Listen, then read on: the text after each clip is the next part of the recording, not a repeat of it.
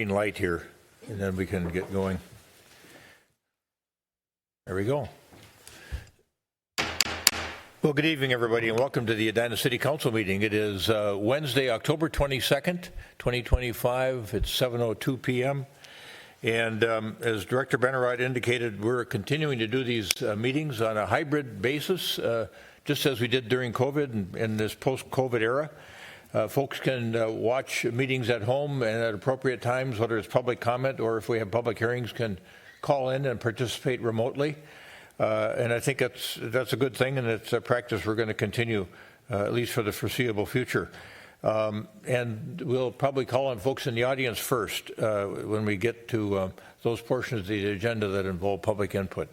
So having provided that information, redundant to what Director Braemar has already done, I'm going to call the meeting to order and ask our clerk, Sharon Allison, to call the roll.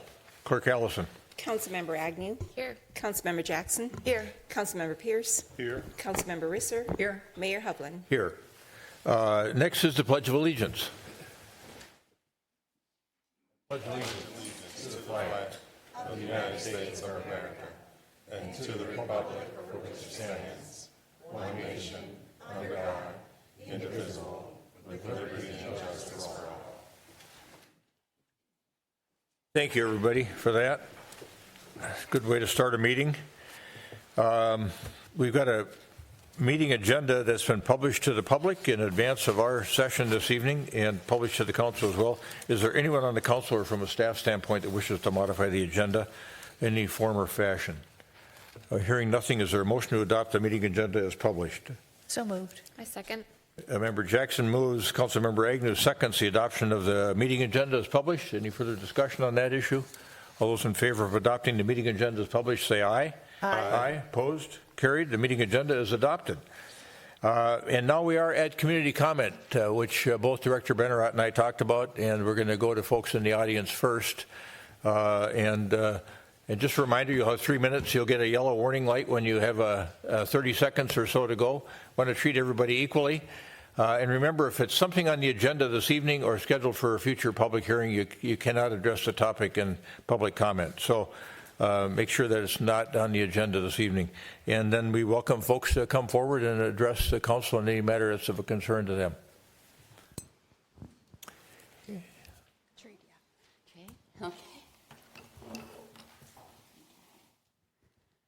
Thank you. Good evening.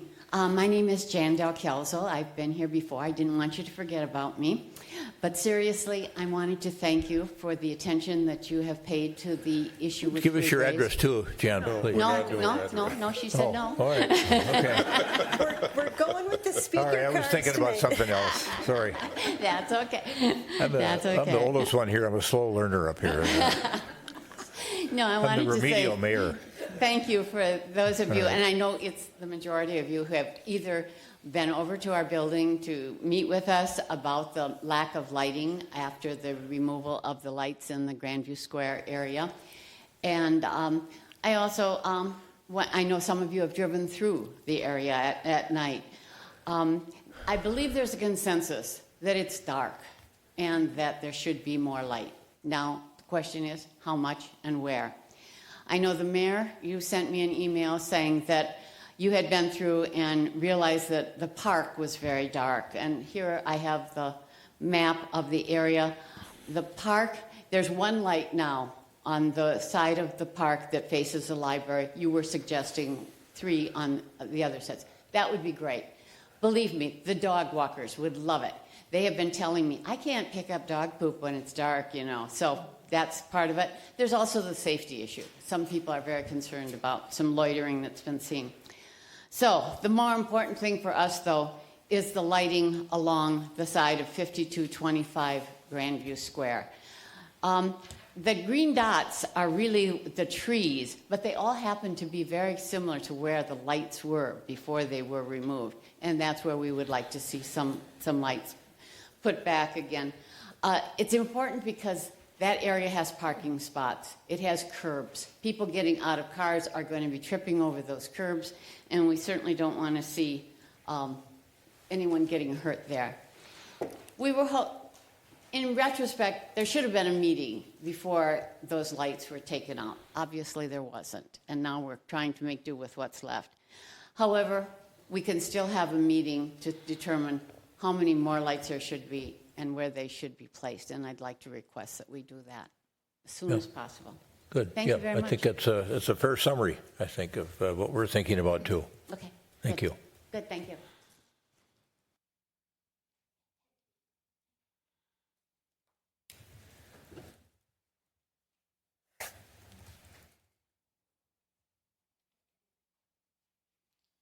David Frankel. My concern is the proposed tunnel under France Avenue. I've looked through a variety of documents.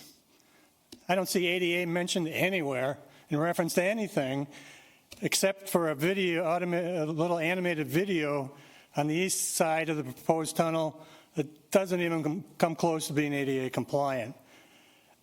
You know, there has to be more attention paid to ADA. Minnesota, Edina is a member, and the city manager's on the board of directors of the League of Minnesota Cities. They have a web page, I'm sure the manager's familiar with. It's called Letter of the Law, Incorporating ADA Standards into Contracts. One of the bullet items is construction. Contracts should have ADA compliance in them. Architectural design, there should be agreements. This isn't my stuff. It's Minnesota League of Cities. We send people to those meetings. Should be familiar with these contracts and what's required. And I've emailed this to city staff and the city council numerous times.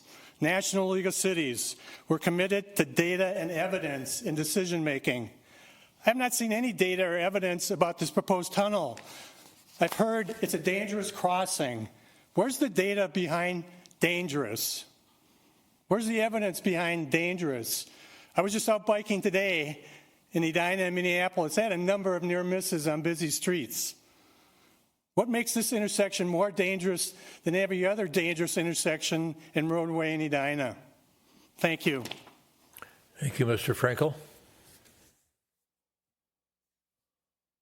Anyone else in the audience wish to address the council on a matter of concern to them?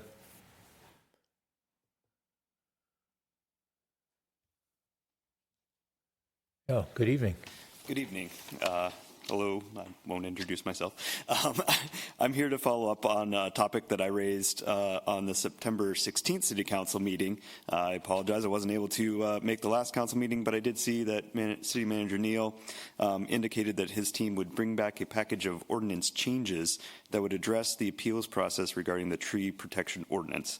I would like to understand if the city manager can provide more insight as to what those changes might entail. Additionally, I'd like to thank Councilmember Jackson for a phone call that we had a few weeks ago where we discussed several alternative paths for consideration. With your permission, I'd like to reiterate some of those. We discussed 3 different options. One, that we be permitted to plant 2 trees from the Hennepin County list of acceptable trees on our property. Those trees would be of our choosing and not necessarily subject to the diameter requirements of the current ordinance. And this was the path that I originally laid out to the council at the meeting on the 16th. 2, that we paid to plant trees of sufficient diameter to meet the current ordinance selected from the city or the Hennepin County list of acceptable trees elsewhere in the city, where the city would be responsible to identify and coordinate the locations, and we would have no responsibility for the survival of those trees after planting.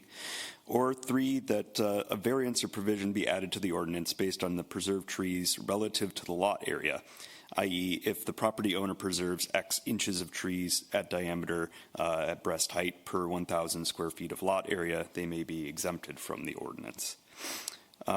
We also did reach out to our arborist. She was unable to provide us with a recommendation for tree vendors. She again reinforced her recommendation that we start with smaller trees. Of the 3 vendors that were recommended, one does not provide any options for or only sells to commercial and municipal buyers.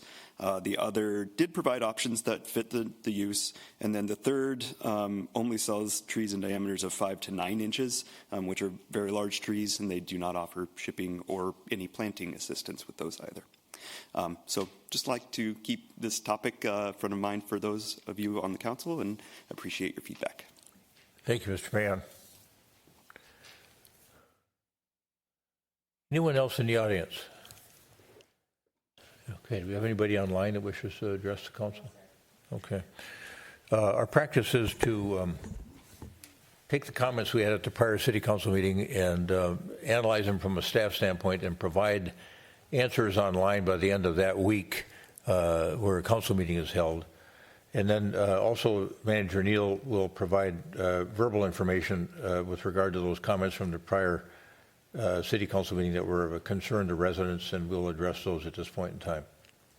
Thank you, Your Honor.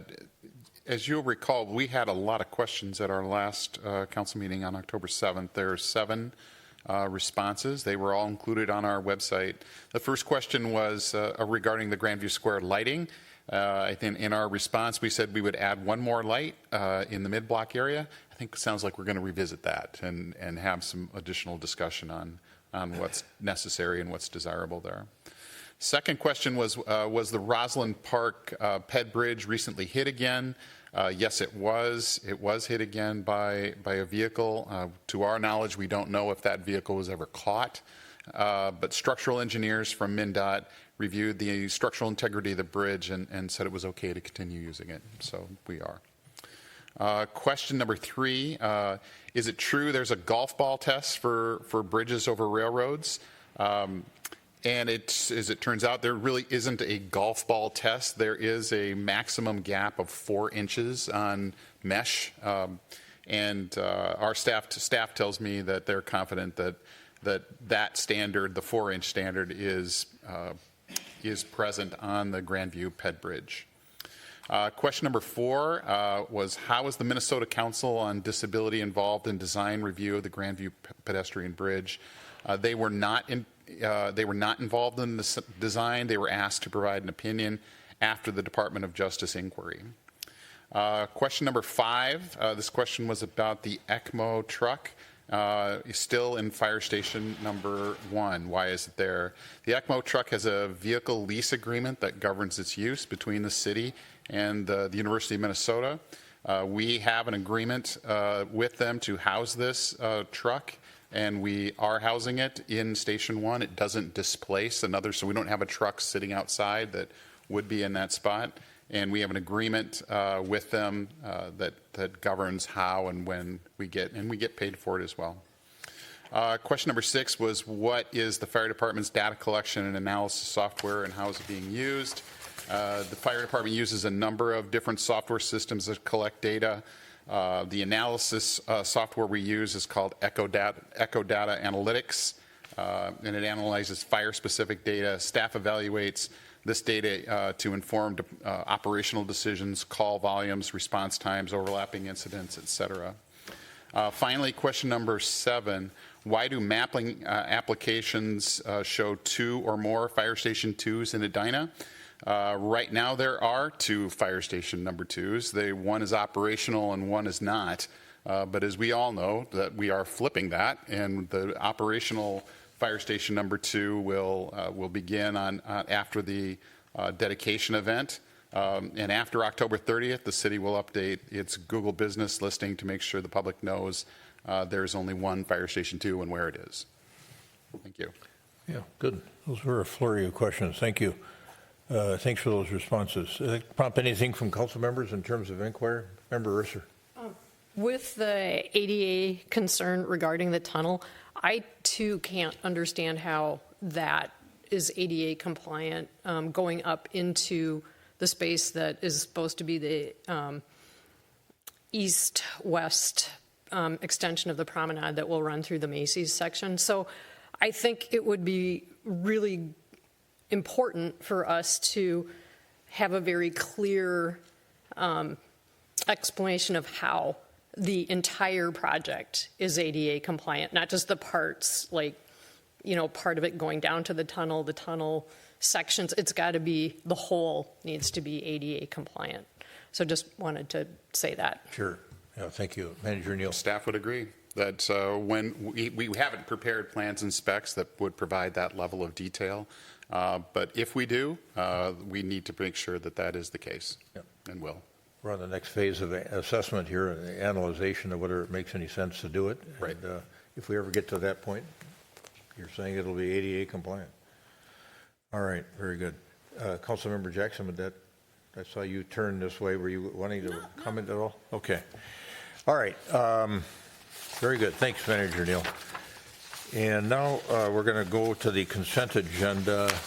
Did anyone on the council wish to pull anything off from the consent agenda? I did. I wanted to pull the lease agreement or the potential lease agreement with Hennepin County. I thought we should walk through that a little bit, just for clarification purposes, and so folks in the general public knew too what we've been talking about with respect to a potential lease of space for a new art center on the second floor of the new Hennepin County Library.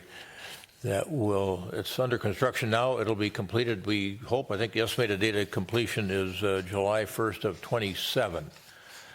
And so in conjunction with us potentially having a art center over there, we've got a form of lease that was delivered to us and negotiated. Excuse me, I don't know what happened here. Turn that off. Sorry, folks.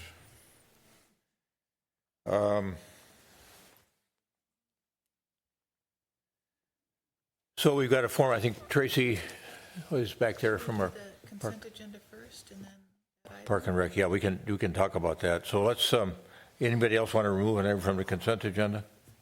Okay. With the exception of 6.8, is there a motion to approve the balance of the items on the consent agenda in a single motion? so moved. I second. Got a motion by Member Jackson, a second by Member Pierce. You want to? Member Agnew? Okay. Beat you to the draw. To adopt the items on the consent agenda with the exception of item 6.8. Any further discussion? All those in favor of adopting the items on the consent agenda in a single motion with the exception of item 6.8, say aye.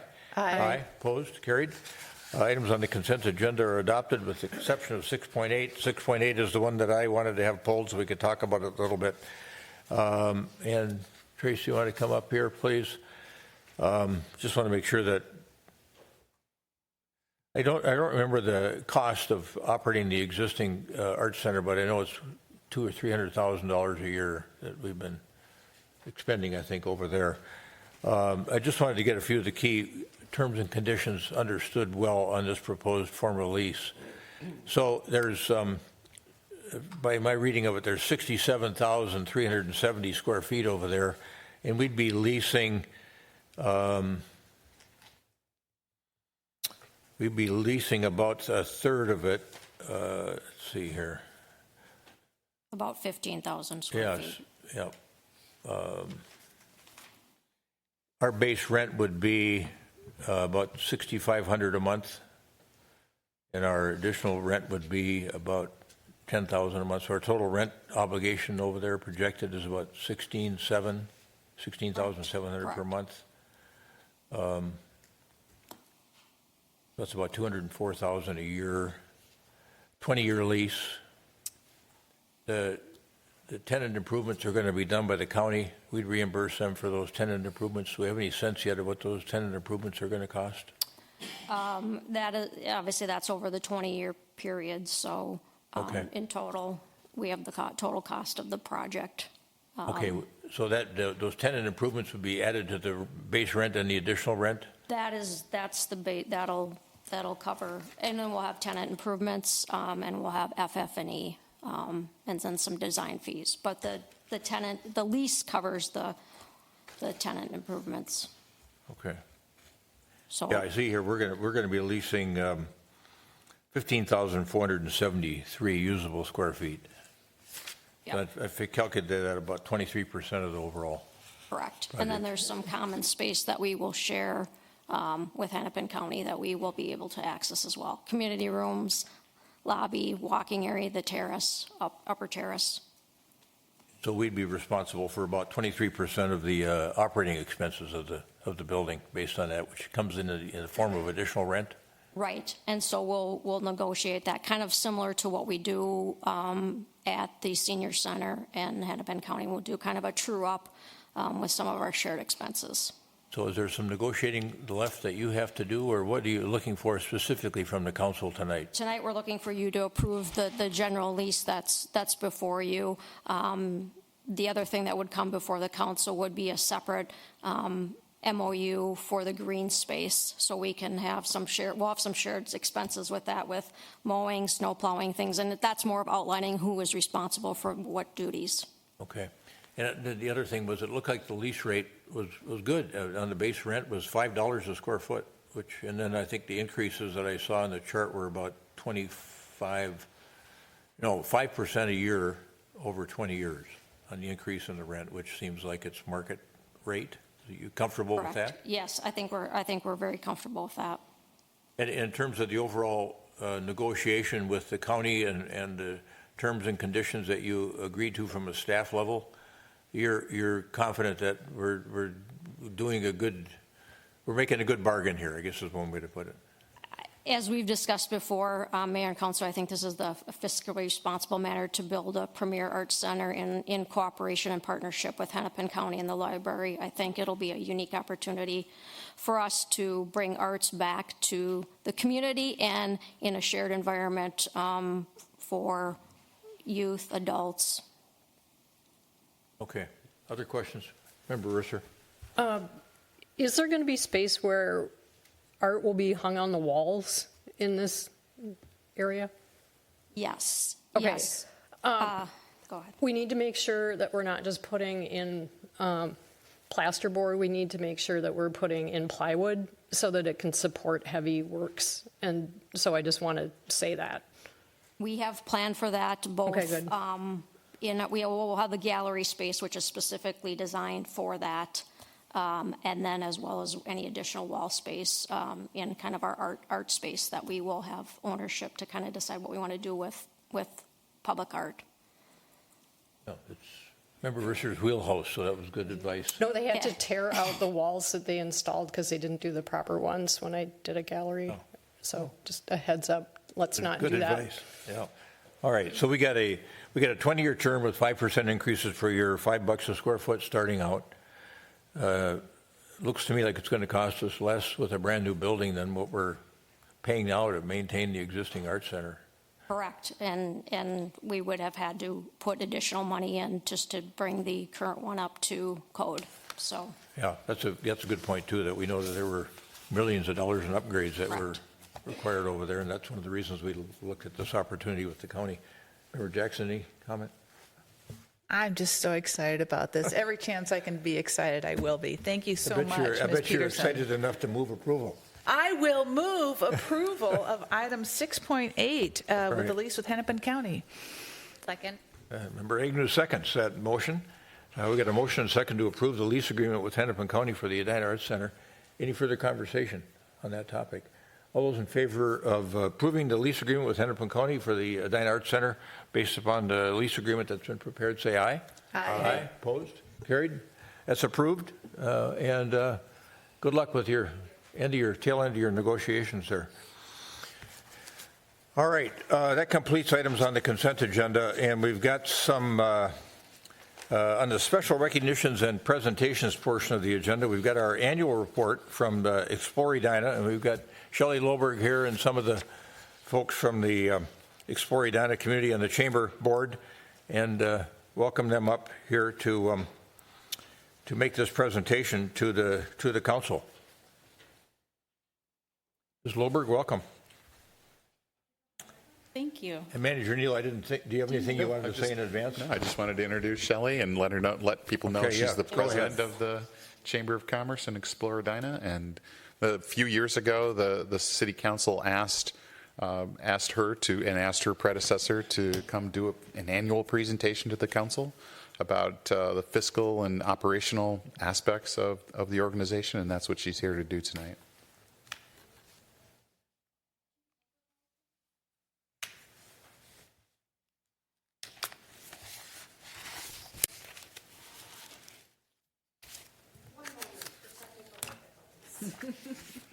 That's a rarity.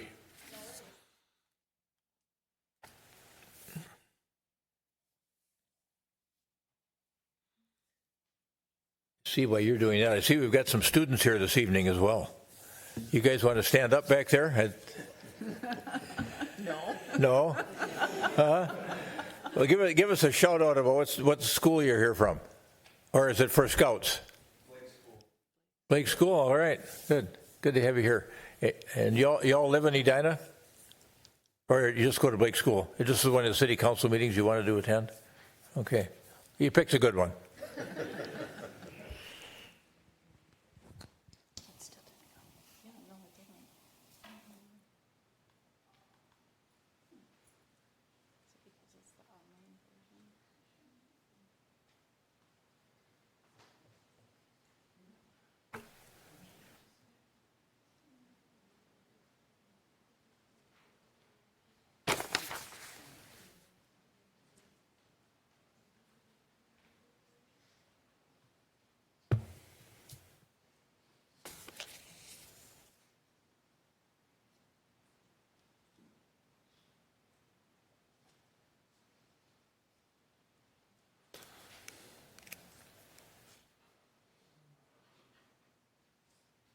Success. Thank you, Jennifer. Yeah. Good evening, everyone. Yes, I'm Shelley Loberg from the Edina Chamber of Commerce, and we host the Visitors Bureau for the city, and it's our honor to do so. And I'm just here to give an annual update on activities that Explore Edina engages in.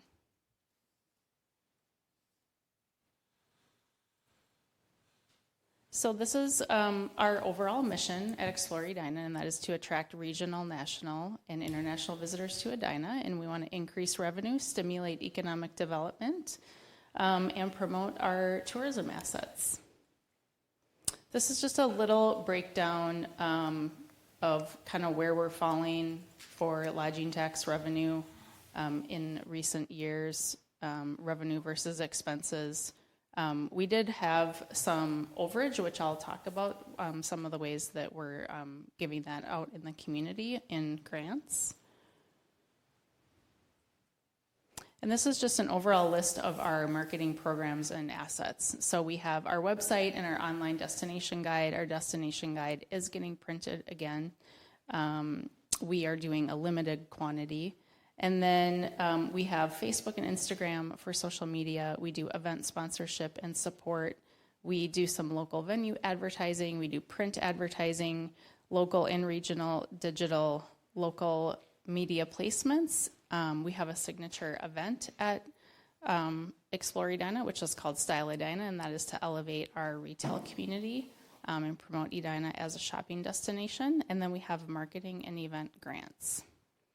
So on our website, we focus on shop, stay, dine, play, and experiences kind of being the key crux of what we promote, because we want to tell people how to enjoy all of the amazing assets that our community has.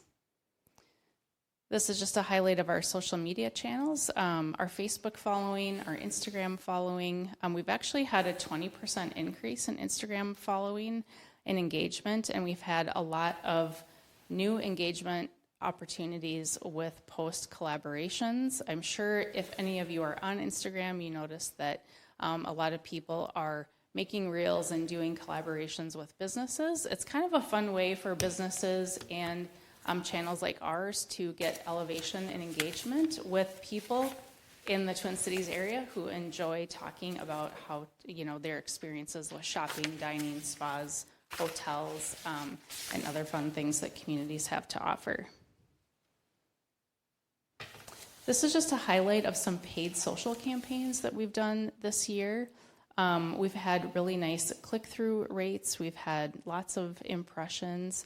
I think as I'm looking through digital analytics from a lot of our programs, we had great engagement, in particular during the flower show this year at Galleria. And I think that things like that tend to be a very large draw for the community and for our tourism assets and our shopping centers. These are more organic social posts, and so those are more the reels that I'm talking about that are in collaboration with other content creators, and just kind of an increase in views and followers and overall organic views from non-followers. And we've had amazing engagement. I have a young person on our team who's done a lot of growing of our Instagram channel and just how we're reaching people and collaborating with content creators, and it's really grown our following tremendously. So she's doing an amazing job. We have, so I'm going to talk about two different buckets of funds. One is a budgeted item, and those are budgeted sponsorships. And one of the main ones is our support of the Edina Art Fair, which is one of our marquee events here in Edina. Another one is our support of 4th of July festivities, the 4th of July broadcast on Edina TV, the Edina Car Show fashion pop-ups. If anyone has been to the Edina Car Show the last 2 years, we have activated our stylist that does Style Edina to work with retailers in the area to do fashion with the cars. And so what's been fun about that is we've been able to have media placements on local TV to promote not only the car show happening at 50th and France, but then offering those retailers an opportunity to be promoted as well. And anytime we're doing things like the Edina Art Fair and the car show at 50th and France, we're always looking for creative ways to have the stores embrace the event, because sometimes it can be disruptive as well. And so we're just always looking for more fun ways that we can actually involve them in the event that's creative and gives them visibility. Our budget for that annually in 2025 and in 2026 is around $50,000. So you heard me reference the overage a couple of years ago, and so we had a pool of money that we wanted to make sure got distributed properly. And so what we did is open a grant form where groups can come to us and fill out a form online with parameters. We ask that the request be between $5,000 and $25,000, so no less than $5,000 and no more than $25,000. And we're just clear that the money has to be used either for marketing campaigns to support events and activities in Edina, or an actual event that is drawing visitors from other communities. So this is just a list of things that grants that have applied for and been approved by our board of directors. And the other key thing that I just want to note is that it's not just my team and I making these decisions. With our grant application, these are coming to our board on a monthly basis. All board members are reviewing the grant requests, and they're being voted on by our full board of directors. So it just allows for more transparency. We had the Minneapolis International Film Festival at 50th and France this year. We supported the Edina Morningside Rotary Biking event, which is taking place for a couple years now, promoting our 9-mile bike trail asset. The new Rotary concert series at Centennial Lakes Park was a fun new one. We supported the Anti-Racism Collective and Juneteenth at Centennial Lakes Park. We supported 50th and France Association in a number of grants this year. One was they were voted Best Shopping District in a Best of contest with Minneapolis St. Paul Magazine. When you win an award like that, the magazine will offer you a discounted ad rate, and so they asked us for support in purchasing that advertising to promote themselves, and we happily approved that. We also funded their insert with the Star Tribune to promote the Edina Art Fair, which is also something we've done as the marketer of the Edina Fall into the Arts Festival.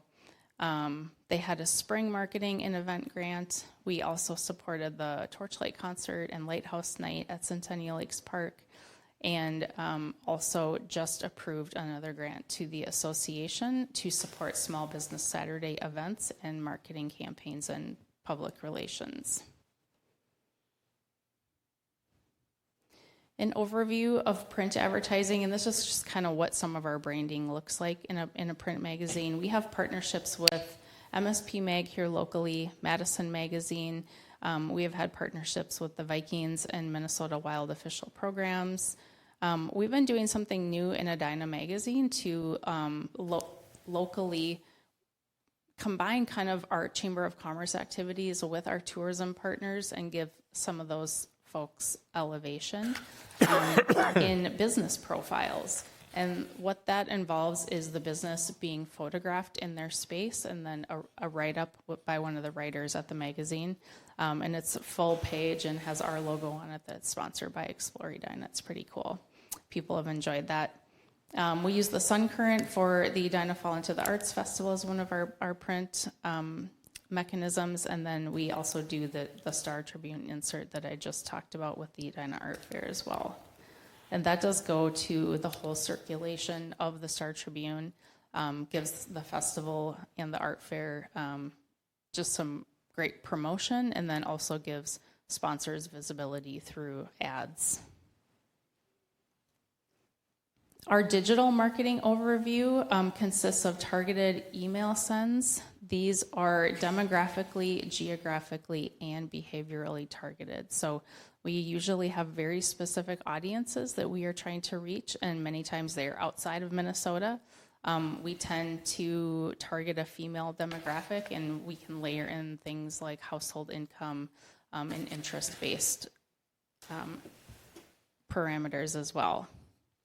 One of the biggest things we do, and this is in alignment with the Experiences tab on our website, and it is one of the ways that we talk about how to spend time in Edina, our online content marketing. And so these are linked articles that engage our stakeholders.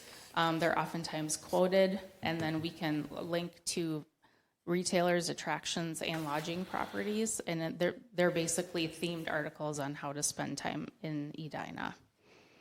We do paid social campaigns on Facebook and Instagram. We have graphic ads. We do event and seasonal advertising support. So graphic ads would be like digital ads, maybe on the Star Tribune website or in partnership with MSP Mag. And those have almost become like print ads. They're just part of your branding. They're not getting as much click-through. The other content marketing pieces are really the ones that are getting engagement, but those are also part of the overall look. And then we've been doing social media partnerships, and so that would be someone that we would pay to go into a business and create a specific reel about an experience. And we did one recently at the Fall into the Arts Festival. We'll probably do one during Christmas at 50th. Anytime there's an event or something special going on, we've created some partnerships where those people are going out and they're contracted to create content for us for our social media. And then we've also created a blog this year. And the months that we don't have content being promoted in the Midwest region, we're promoting our own content and developing a blog online, just talking about things that are seasonally going on. We've continued Style Edina, so this was our 8th execution. That's in partnership with Jody Mayers and Style Partners.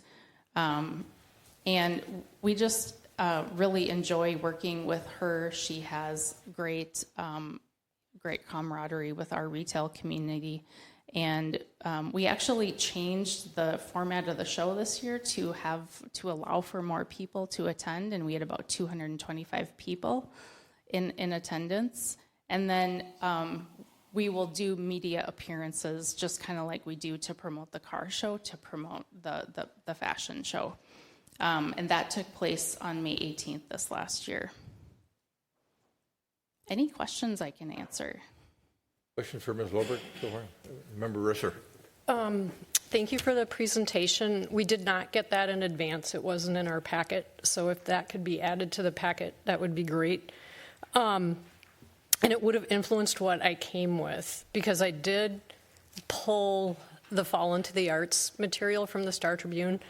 And one thing, at the beginning of the year, when we had the International Film Festival, I thought, Explore Edina was elevated very beautifully. Yeah. And then I was looking for, where is the presence of Explore Edina? And I could see the chamber, but I couldn't see Explore Edina. And my biggest concern about all of this, and I wish we were looking at the financials, is just being able, as a city council person, the council approved the lodging tax, and we need to be responsible for how that's spent. And I know, there is some overlap, but at the same time, I just feel really uncomfortable not having the data that I really need. And, I had concerns before about whether Explore Edina was being sort of saddled with more of the rent than it should. And I haven't been visiting and seeing the space and how much space they have over on Metro Boulevard in the office. But those are my primary concerns. And so we didn't talk about the data that was included in the packet. We did see a lot of programming, but I need to have a greater level of detail in order to really discern, because it is important, state law, we need to have those dollars going to tourism. And I get that there's connection between the chamber, but I really feel like I don't have what I need. Sure. So basically, that's my concern. I guess my response to that is I'm happy to meet with you individually anytime to explain. All of the lodging tax funds are being used appropriately. I've been here in Edina executing that partnership for 11 years now, and I've been in the industry of working within CVBs for over 15. And I personally very passionate about tourism and about making sure that those funds are used appropriately. And I appreciate that. And we as elected officials are kind of put in the middle between the public, and we need to be able to say we are verifying, we are making sure that everything is kosher and all of that. So help me convey that message by getting, line item details of how the budget for Explore Edina was handled this year. That would be fantastic.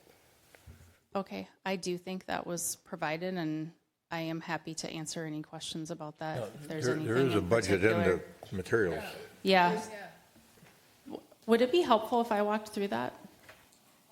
Yeah, that would be helpful. Okay, sure. That's not a problem. Shelley, do you want to display it, your handout? Oh, sure. Okay, so just move your computer back and use that city seal as a target. Oh, fancy. Boom. That sounded very Minnesotan, didn't it? Okay, so this is just a statement of financial position, and I include that just so that you see the most. So our financials are reconciled for both the chamber and the visitor bureau separately. We have separate accounts. We bank at North American Banking Company for the visitor bureau. We bank at Tradition Bank for the Chamber of Commerce. But even though we exist together in one space, all of the funds are kept separate. And so you can see at the top where we've created a money market for Explore Edina. And what's nice about that is I can take the bulk of the lodging tax and it can earn some money. And then when I need it, it's directly, I'm able to transfer it directly back to North American Banking Company. So when I have any excess, rather than it sitting in a savings account, it's sitting in that money market, and we're earning some, couple extra $1,000s a month that way, which is kind of one nice change that we've made. So you can just kind of see where assets were at the end of August. And then what I'll do is I'll go to the statement of activity. And so here you can see, under expenditures, anything that starts in the 4200s under promotion and communications. I mean, this is where we are spending the majority of the money. That is not rent or salaries or, operational expense. So you've got design services, mail, printing, public relations. That would be anything that we make with a logo on it to give away to promote Explore Edina. Advertising is our largest expense. Our website has some expense. Our visitor guides have some expense. And then there's photography. Media Minefield is an expense. That's an old account name, but basically those are television placements. And so the budget column in the middle is through August, so you're not seeing the whole snapshot of the year, but these are reconciled financials through August. And if you want to review those more carefully and then meet with me if you have questions or concerns, I would be happy to have you in our office. I would appreciate that. And we could also talk about the website for Explore Edina. Yeah. I think that would be good. Sure. Want to talk about the website now, or in a meeting with Ms. Loberg? It could be both. When I look at it, I keep looking at events and it says that this is under work or whatever. It's not showing any thing. Oh, there's one page that's currently not operating correctly, but that's not a page that is getting promotion, I guess. You feel comfortable doing this one-on-one with her? Yeah, I'd be fine doing one-on-one. Yeah. Okay. That page is actually supposed to sync with Explore Minnesota Tourism so that it's pulling regional events, not just events that are in Edina. Because when visitors come, they go other places besides Edina. We're part of a vibrant metro area, a regional community. Thank you. Yeah, no problem. Other questions for Ms. Loberg? Yes. Councilmember Jackson. Yes, thank you, Mr. Chair. So when we're looking at social media and you've got people creating these reels, have you ever looked into having a YouTube channel? Yes, actually we do have one. Okay. Because I have done YouTube advertising before. Yeah. I know just so many people, my kids' age, they only watch YouTube. They don't watch television or read the newspaper, but they do watch a lot of YouTube. Right. So.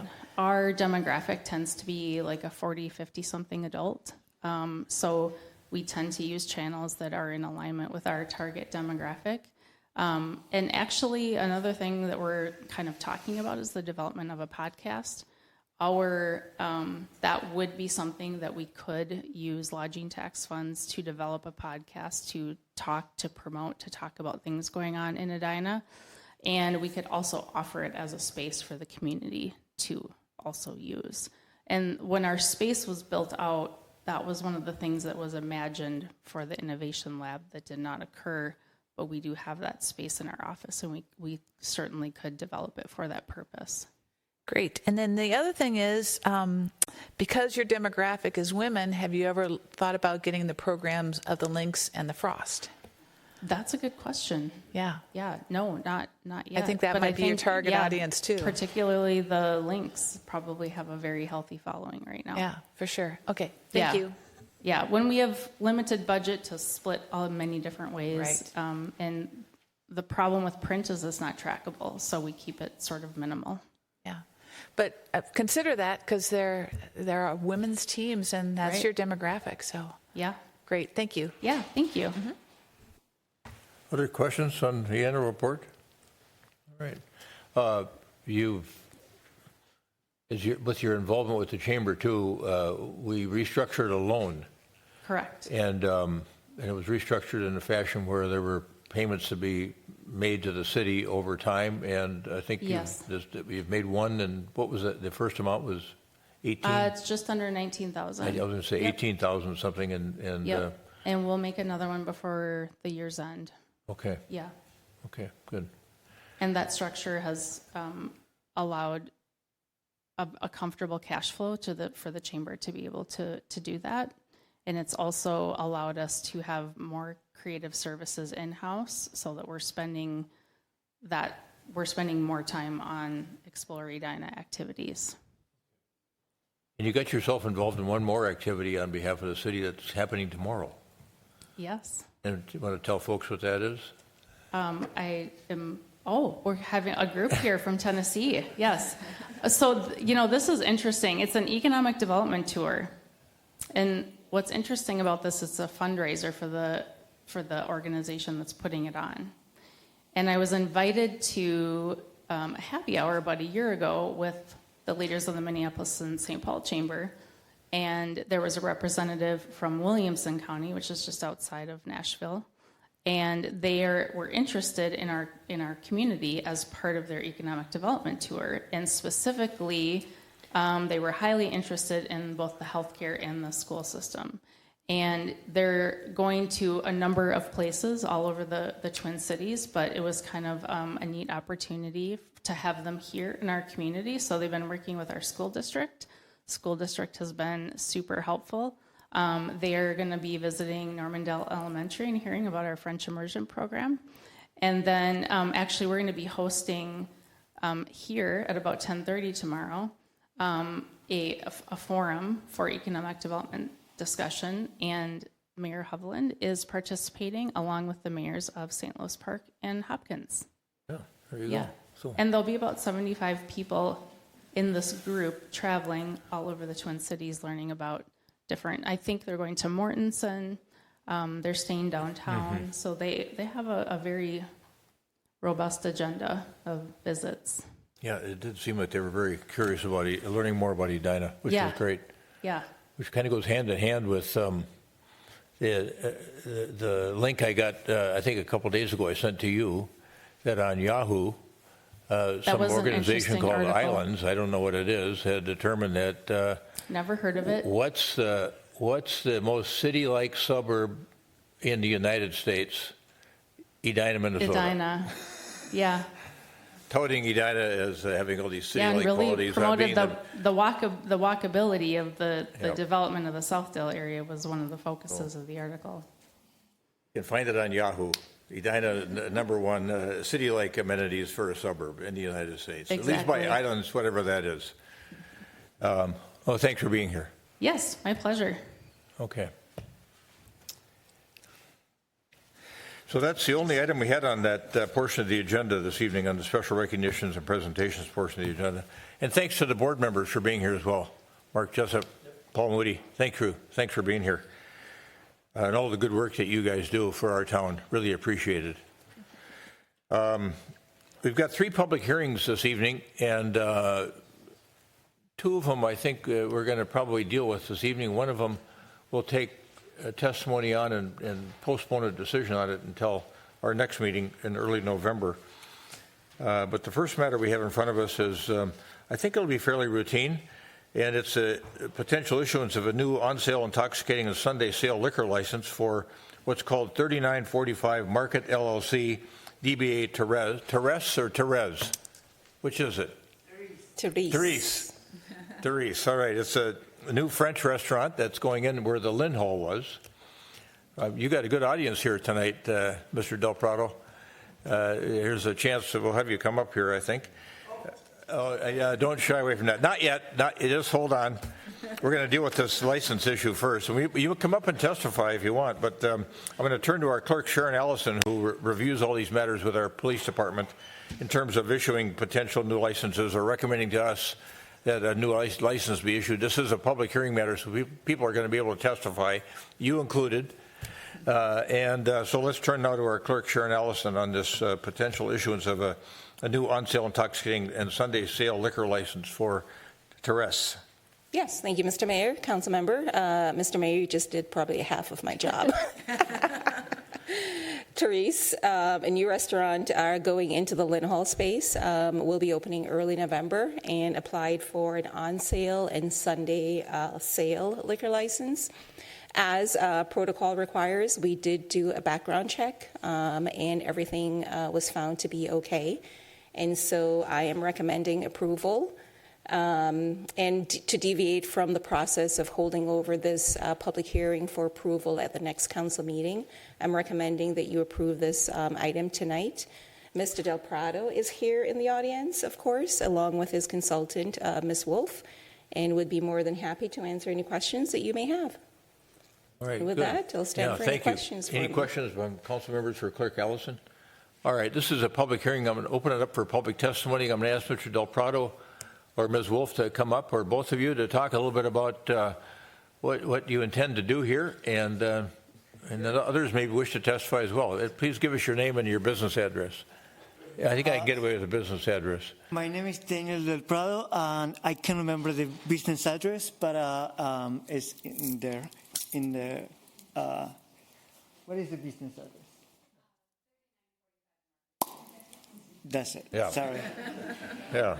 Well, you've got so many of them, it's hard to keep track of them. Well, yes, I love Edina, so. Yeah. So tell us a little bit about this concept, and it's your chance this will be going out to our, our residents in our city. Yeah, Therese is the name of my mom, actually.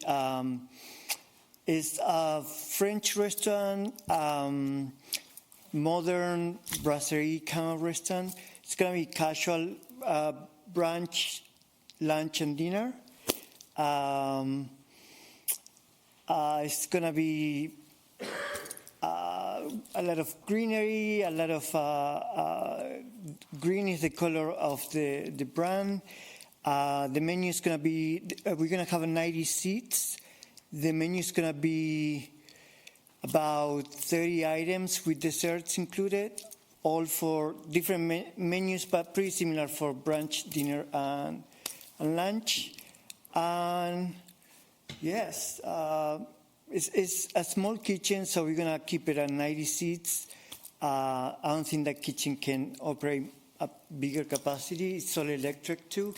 So it's my first electric kitchen, so it's kind of like nervous. I'm nervous, but I don't know if you have electric in your house. It's not the same as gas, especially for a restaurant. But we're excited. We work on the menu every day. We have like the menu pretty much done. And yeah, as you know, I love Edina. I love this area.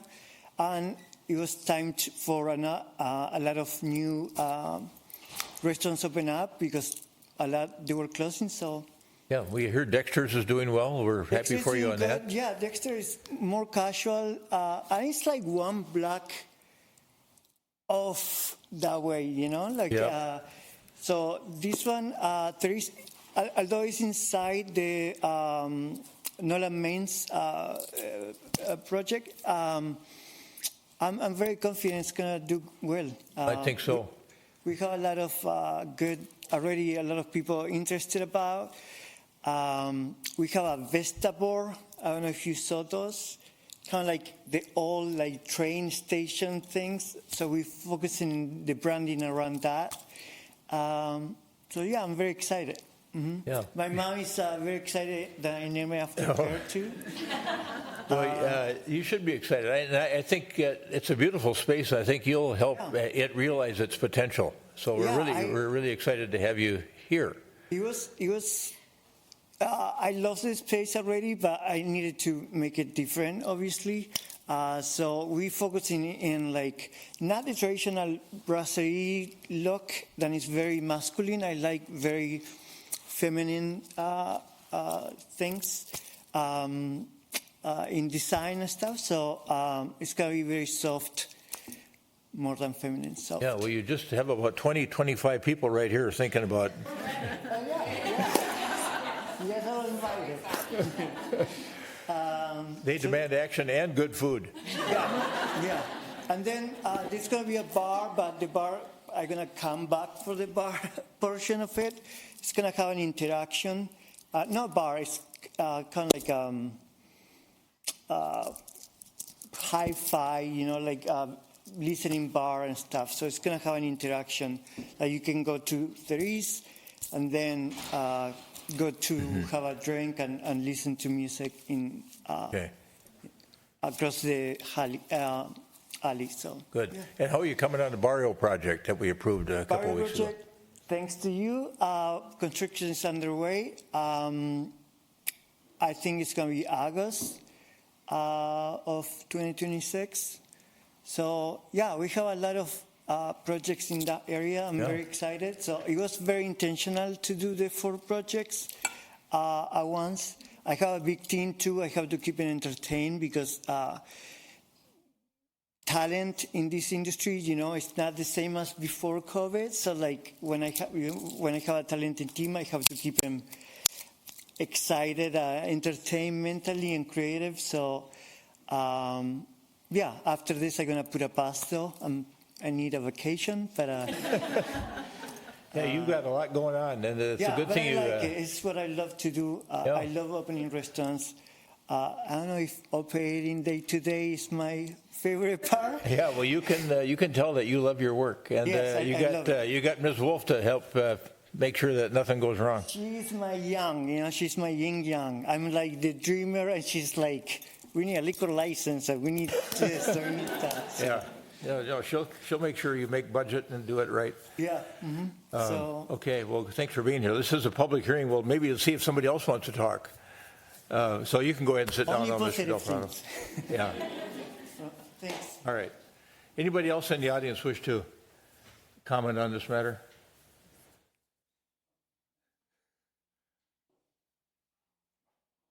Okay. All right, do we have anybody online who wishes? All right. Any questions from council members, or is there a motion to close the public hearing? So moved. I second. Member Jackson moves, Member Agnew seconds, motion to close the public hearing in this matter. Any further discussion? All those in favor of closing the public hearing, say aye. Aye. Aye. Opposed? Carried. Is there a motion to approve the new on-sale intoxicating and Sunday sale liquor license for 3945 Market LLC, DBA Therese? So moved. I second. Member Jackson moves, the motion is stated. Member Agnew seconds. Any further discussion? All those in favor of adopting the motion as stated, say aye. Aye. Opposed? Carried. Motion is approved. The new intoxicating on-sale and Sunday sale liquor license will be issued to 3945 Market LLC. Thank you for being here this evening. What's the timing on everything? November 15th. Oh, yeah. Yeah, it's the dreamer and the realist that are working together there. Yeah, all right.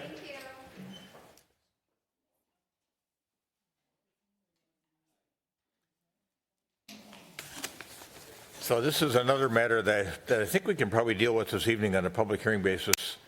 And Andrew Lataya, who has a good connection to Edina, I think. Yes. When we did the 169 bridge, you helped us navigate through all of that. That was a year of difficulty. Right. And you've been here to talk about 494, and you've got another purpose here tonight that's 494 related, and I'm sure that Member Pierce knows all about it. That is correct. Yeah, Mayor, council members, it's good to be welcome. back. Andrew Lataya. Thank you. It's been a while since I've been at your chambers, hopefully for good. And how do I follow the discussion about the restaurant, right? So my presentation will be very brief. I want to... So for my agenda, so the reason why we are here tonight is to request for municipal consent, and I'll be kind of pointing out the state statutes that require MNDAT to seek municipal consent, and with new council member faces that have not interacted with, I was getting a chance to remind us of what the 494 corridor vision is.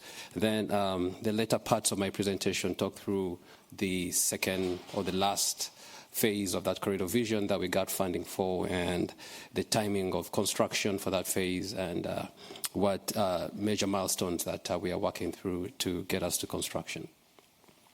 So yes, why MNDAT is seeking municipal consent? It is, as prescribed by state statute, that a MNDAT project that goes through a community requiring acquiring permanent right-of-way, or expanding or decreasing capacity on a highway, or if it is altering any access on the highway, it is required to come to that community and seek municipal consent.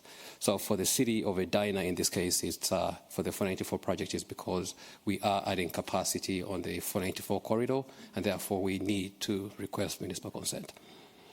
So as a reminder for the public, the 494 corridor vision runs from Highway 169 through to the airport. Physical construction is from Highway 169 to 24th Street, just east of 24th Avenue. And that corridor vision calls for adding easy pass lanes from 169 through 24th Avenue, reconfiguring the I-35W 494 interchange, and altering access east of 35W, so between Nicollet, Portland, and 12th Avenue. And that altering access means we are removing highway access from, we did remove highway access from Nicollet Avenue and 12th, and combining all that at Portland Avenue.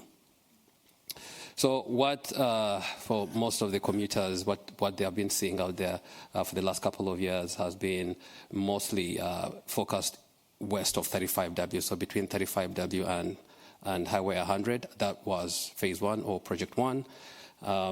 All that pavement is all replaced. Schedule-wise, construction schedule-wise, we're about 95% there with all the pavement replacement in that segment. We are on the east side of 35W. Portland Avenue is now closed. We're going to start construction for that. Nicolette and 12th are about to be done. There will be those who have access on people that are crossing 494, they won't have access of 494. We have constructed a new pedestrian bridge just east of Portland Avenue. So as I mentioned, construction status-wise, we are nearly there. We are, for phase 1, substantial completion, we're still targeting October of 2026. For the most part, we are meeting our milestones in getting phase 1 completed. Now, once, and with the support of the city of Edina and other communities along the corridor, MnDOT continued to seek for funding to complete that corridor vision. So back in the fall of 2024, we did get federal funds to complete this corridor vision, and that's why we are back in getting the approvals that we need from local agencies, from the state and from the federal government. So, and part of those approvals is requesting for municipal consent. So for phase 2, in completing that vision, so from Highway 100 west, so between East Bush Lake Road and West Bush Lake Road, we will be repaving the grass median to add the easy pass lanes in that segment. But for the most part, the majority of phase 2 is concentrated on the east side of 35W. It does include reconstructing all the pavement and also work on 35W itself between 82nd Street and 76th. As part of phase 2, we are also going to be reconstructing the Highway 77 bridges. Yes, and it's part of the requirement that we do share with the city what their estimated cost participation is. And for this second phase, we are not anticipating any cost share from the city.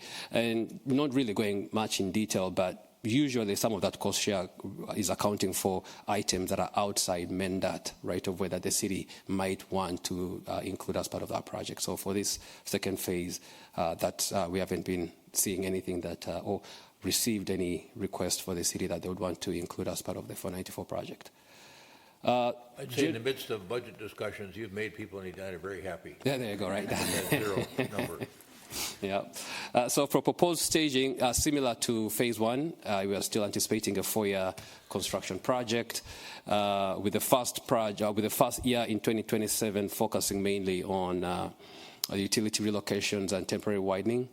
Then 2028 through 2030, we're anticipating concurrent mainline impacts on 494 and on 35W. But I wanted to point out here that so generally 494 is 3 lanes, general purpose lanes in each direction if you are to exclude the merge lanes and those that are exiting. So we are trying to keep the same number of general purpose lanes throughout construction, similar to what we have done for the current construction project. Milestones-wise, we have kept very close in meeting these milestone dates. We've just developed, or we just finished a draft environmental document, and that is currently under review. It will be published. The public will have another chance for public comments for that environmental document. Come the summer of next year, so June of 2026, that's when we are anticipating to get federal authorization for the second project, and that's when we start soliciting, that's when MnDOT starts soliciting contractors to bid on the second phase. Project letting, when we select that contractor, is anticipated in October of 2026, and then come through. So because it's design build, and what that means is that MnDOT has developed the plans up to preliminary design.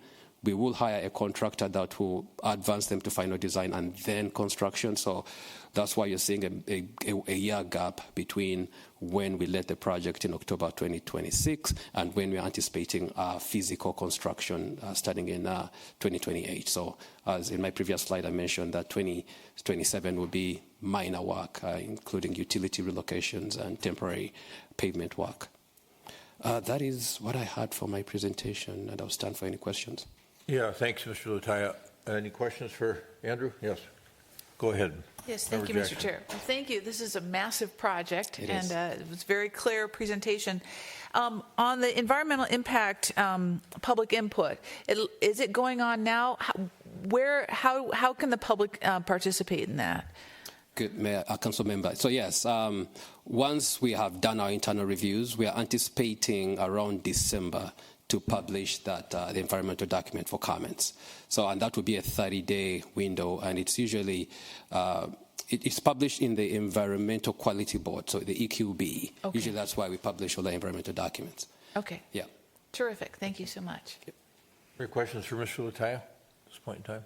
Okay. This is a public hearing matter. I'm going to stand by if you just sit down, and we'll see if there's some questions from the audience.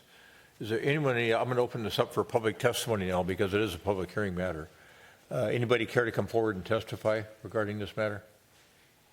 It's proposed. So what Mr. Lataya is proposing is that the City of Edina grant municipal consent to the project as he described it, which is actually way underway, as we all know.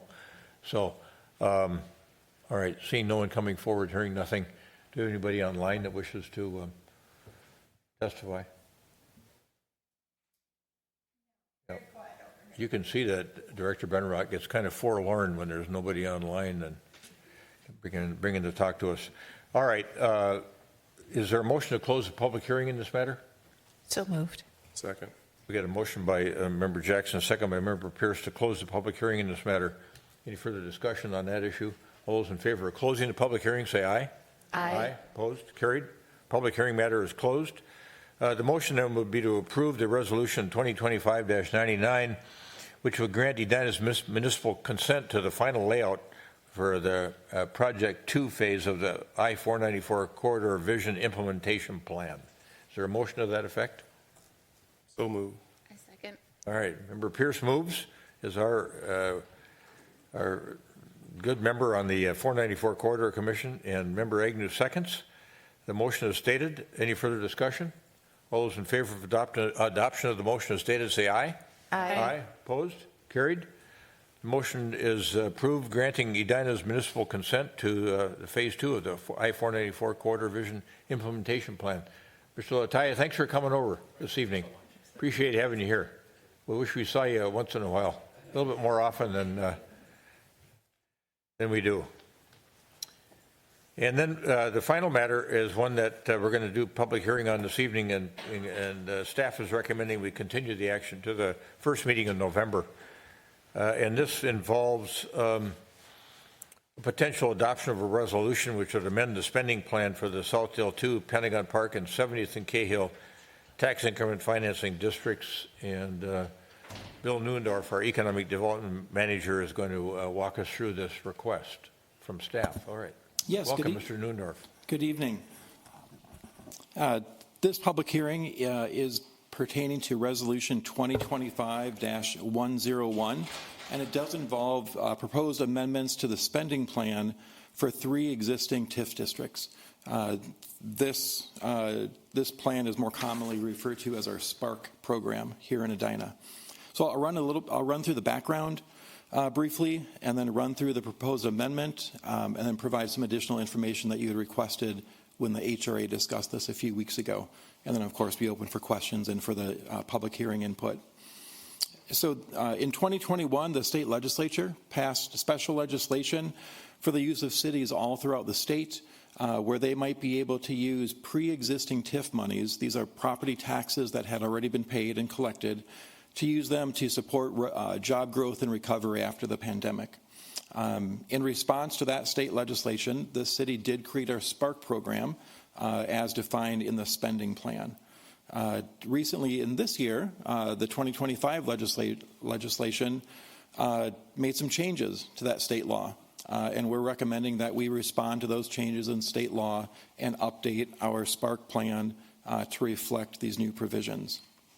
Actually, let's go back to the other slide just for clarification. You didn't mean pledge all available monies. You meant pledge all eligible monies. Yes. Yes. Yeah. Okay. Yep. This would be the funds that would be eligible based on the Minnesota statute. Correct, right, yep. Everything we're proposing is in accordance with Minnesota statutes, correct. Okay. So in 2021, we identified approximately $9.5 million in available funds that were retained by the city at that point that could be subject to use in the SPARK program.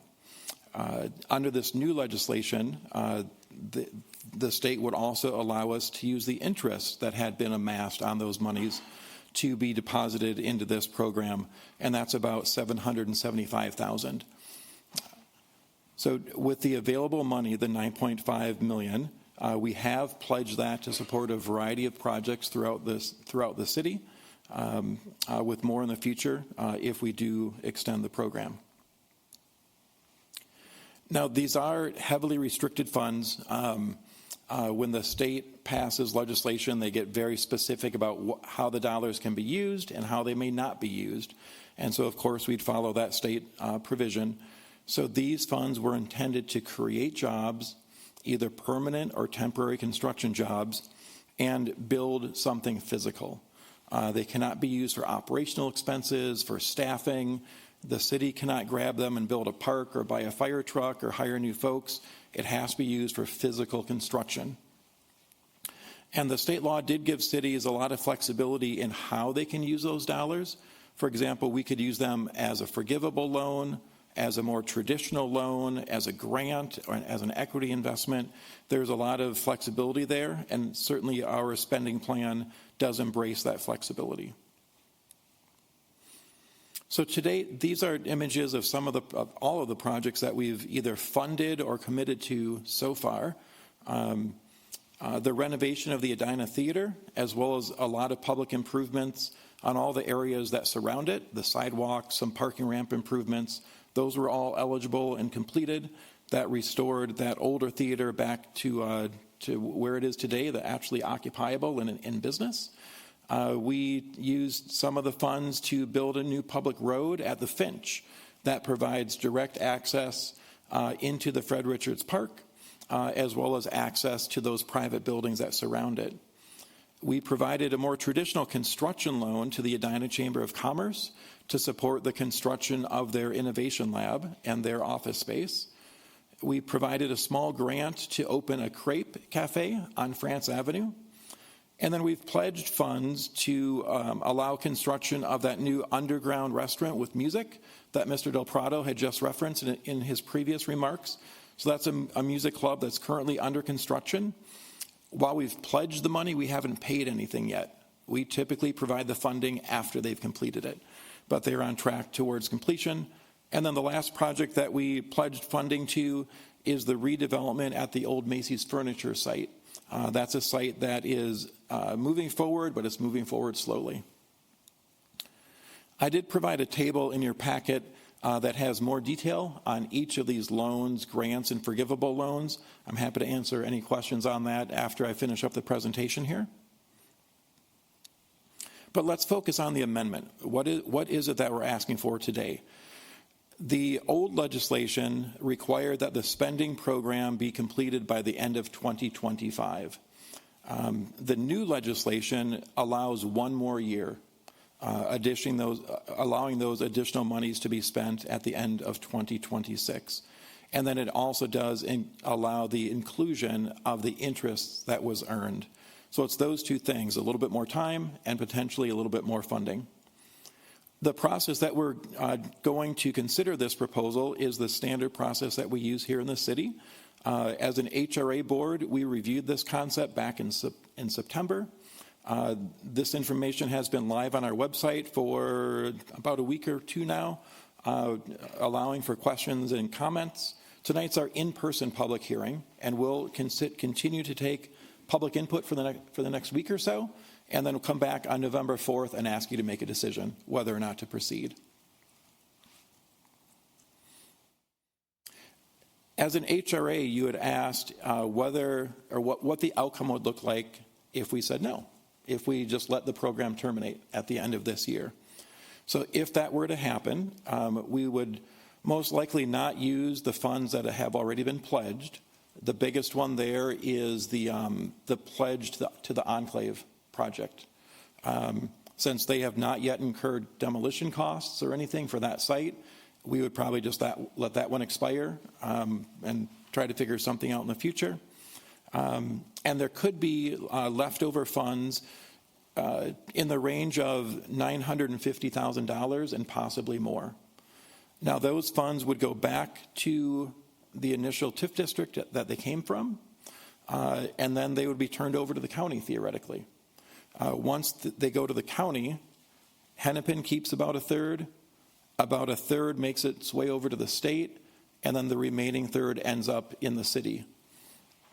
So the actual dollar amount we would calculate in the future, but that's what termination of the program would look like if we let it expire this year. Our recommendation, however, is to keep the program going for one more year as allowed in the state law. We would strive to invest these dollars in business growth and other eligible expenses here in the city. Each of these funds were property taxes that were generated, paid, collected, and earned by the city of Edina. It would certainly be my recommendation to keep these dollars in the city rather than divert them to the county or the state. And there's a lot of commercial projects that could be rehabbed, renewed, or constructed, as well as some public improvements that could be achieved with that. There has been an ongoing level of support and interest in this program. I'm currently working with a couple restaurants and a couple other small businesses who have hit a wall in their financing. They want to keep moving forward, and this could be what it takes to help them move forward. But they would, I've paused any decisions on those until we actually consider amending this program. So in summary, this program was created based out of the 2021 legislation. We are recommending that we make minor revisions to the program to reflect the new state law, and that would allow us additional time to invest the monies, as well as a little bit of extra money to invest. So with that, I'll turn it back to you for any questions. We'll open the public hearing and look for your consideration in a few weeks. Yeah, let's see if council members have some questions first. I think Member Pierce has one or two for you. Thanks, Mr. Mayor. Can you're using a couple of terms in here that I think we've used them differently. And so if you could clarify a couple of things, and this is a good slide for one of them. So the first bullet point says these are unobligated TIF monies. And then we also talk about when a TIF district is set up, it has to fulfill the obligations of that specific district. Can you talk about the difference between those two terms in those examples? That makes sense? It does, but so if one term is unobligated, what's the second term? Well, so the question is, for the three districts, I'll ask it this way, have the obligations been met, the original obligations been met for those three districts? And when we say the funds are unobligated, where are they coming from? Sure, okay, now I understand. Thank you for clarifying. Yep. So let me go through them case by case. So in the Pentagon Park District, you might recall that's a larger district. It's about 40 acres. In 2021, the city had made funding commitments to the southern portion of the site, but no funding commitments to the northern half. So there were some projects that were starting to move forward on the northern half, but those, while they were paying their taxes, those monies were not obligated. They were just being retained in this TIF district in hopes that something in the future might happen. So we took $700,000 of those unobligated funds and put them towards the Spark program. That was in accordance with the state law that would supersede whatever the typical TIF regulation would say. A similar situation in Southdale 2 district. When that district was getting close to expiring, there were additional funds in there. At one point, we were making plans to turn those back. We didn't see a path forward with those. And then the pandemic hit, and the special law was passed. And so we took advantage of the special law to take that $8.5 million out of the Southdale district and use it to support other projects in the community. And the 70th and Cahill district, same story. That's an older district. It was actually created under 1985 legislation, which is even more unique than some of the current legislation. There was about $340,000 left in that account.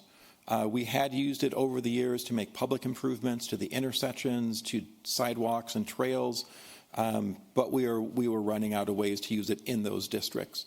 So when this new legislation became approved by the state, we took those additional monies and rolled them into the Spark program. So that's where they originated from. And then the last question. If we allow the Spark program to end, when would we allow the program to expire? When would we see whatever our share would be of those funds in Edina?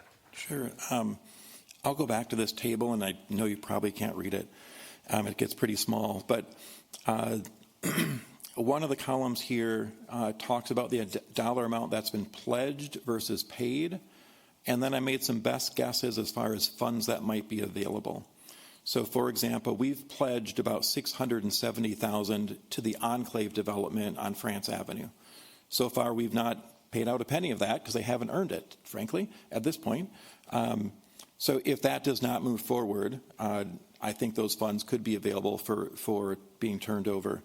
So when you add up those smaller projects that have not yet been paid, that's how I get to the $952,000 amount.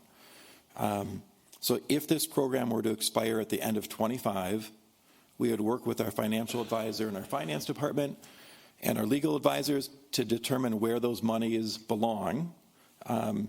We originally took $700,000 from Pentagon Park.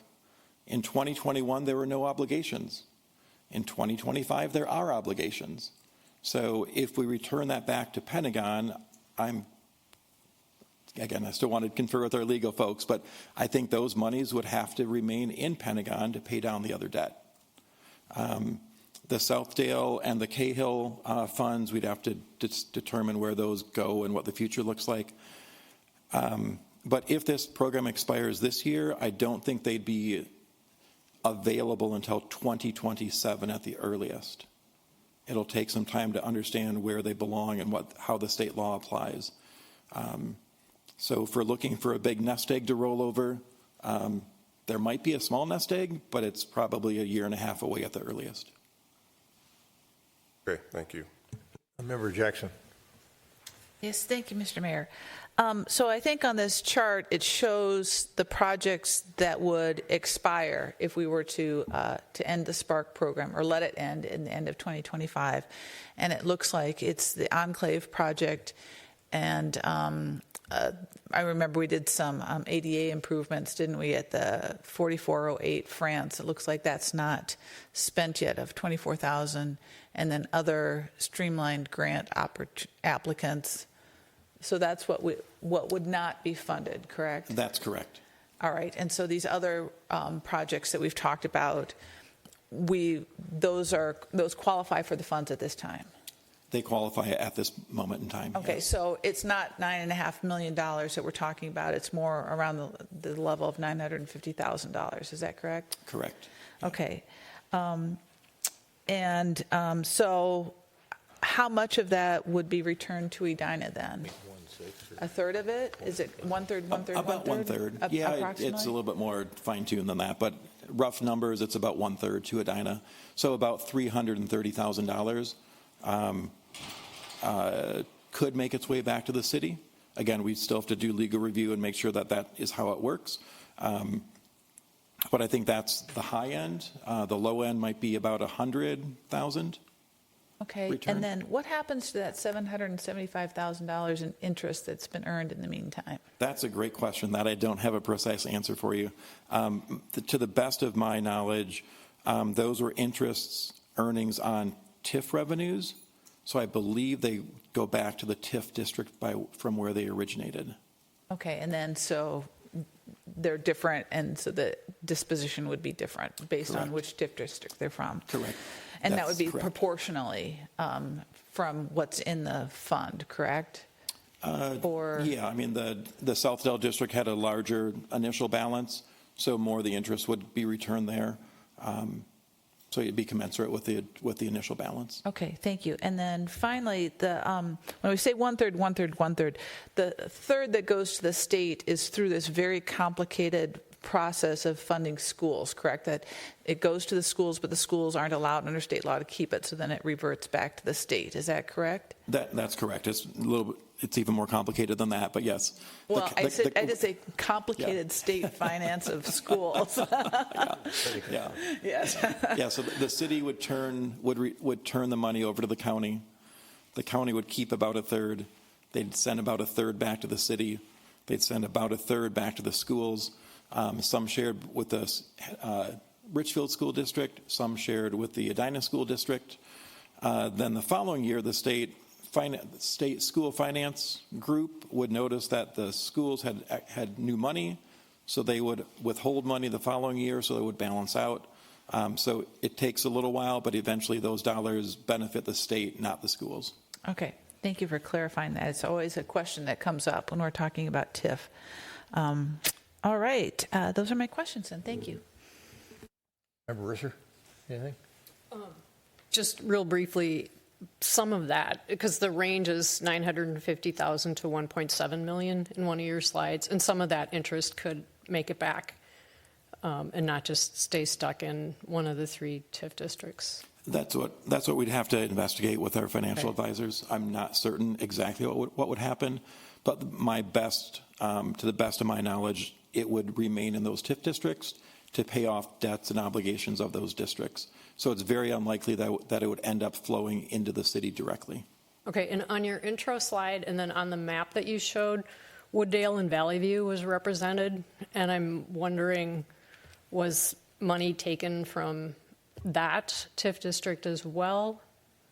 Okay. Yes, it was. The 70th and Cahill and the Wooddale Valley View were both created, I believe, in 1985, maybe 86.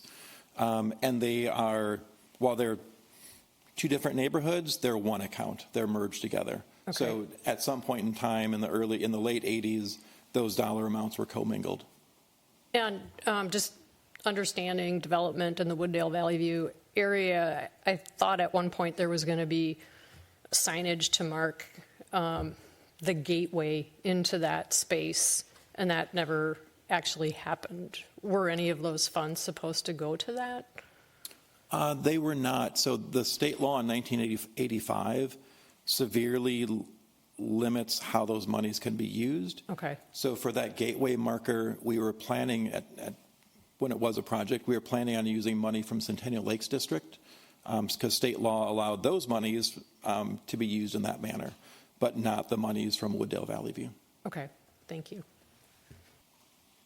Just to kind of segue off of both Member Pearson, Member Jackson, if we use that, I know it's hypothetical, but one possibility is that we had about $950,000 we'd be thinking about turning back. We'd get about a third of it. Your point was we get about $330,000.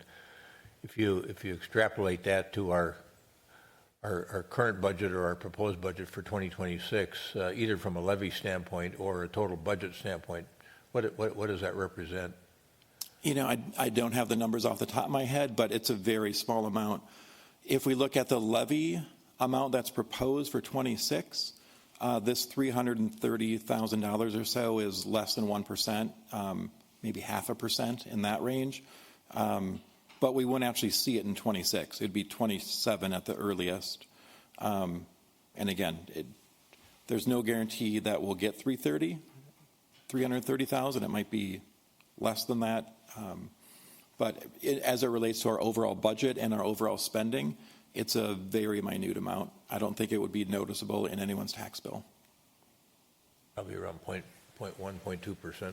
Sounds like if you look at the total budget versus the levy. Yeah, if you look at our total spending as a city, not just what's in the levy, I did run the numbers there, and it's much smaller. It's about 0.15 or 0.16 of a percentage point. Okay, good. Any other questions? Did I prompt anything else from council members? All right, this is a public hearing matter. Is there anyone in the audience who wishes to testify regarding this matter?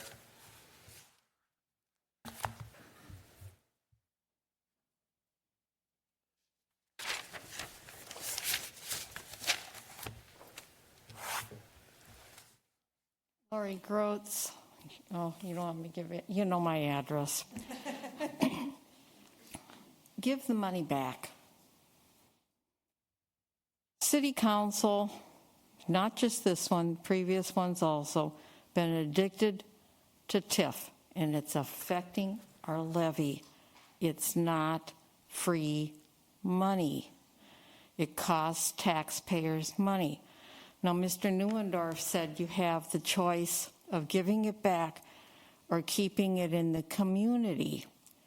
Well, if you keep it in the community, doesn't come back to the taxpayers, that money doesn't go into the general fund. It stays with developers. You need to cut the cord and cut it now. As an example, for the Southdale 2 TIF, if I remember correctly, that amount originally for that district was $5.1 million. And maybe Mr. Neuendorf can tell me, but I believe they collected between $25 and $30 million. That district should have been closed after they recovered the 5.1, and then that money had come from the Centennial Lakes TIF district. Money gone back to them. You see it as free money, and it keeps getting spent, and we can't afford it. Take a look what's been going on with the levy for the last 10 years. You may want something. Just because you want it, if you can't afford it, you can't get it. You're dealing with OPM, other people's money. Give it back to us, even if it's a small amount. Thank you. Thank you, Ms. Groats.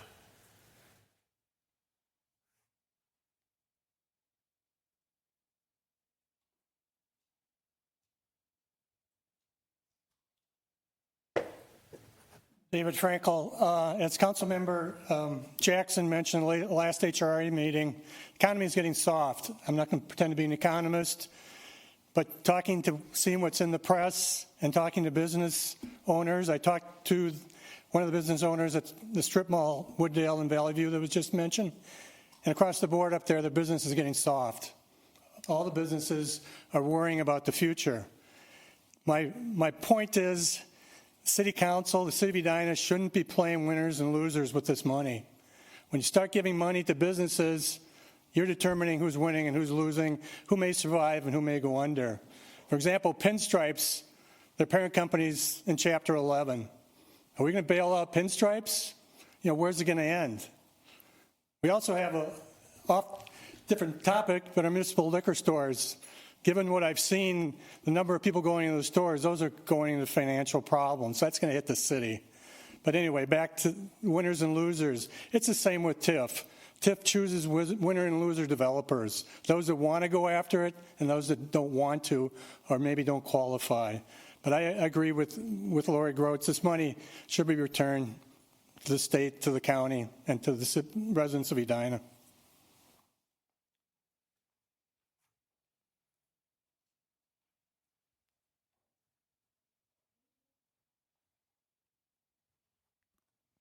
Good evening, Janie Weston. You know my address too. I think the Spark Fund, it should be allowed to close at the end of this year. I do not think it should be extended. That is money that, yes, if it's given back to the county, the state, we are also residents of Hennepin County. We are also residents of the state of Minnesota.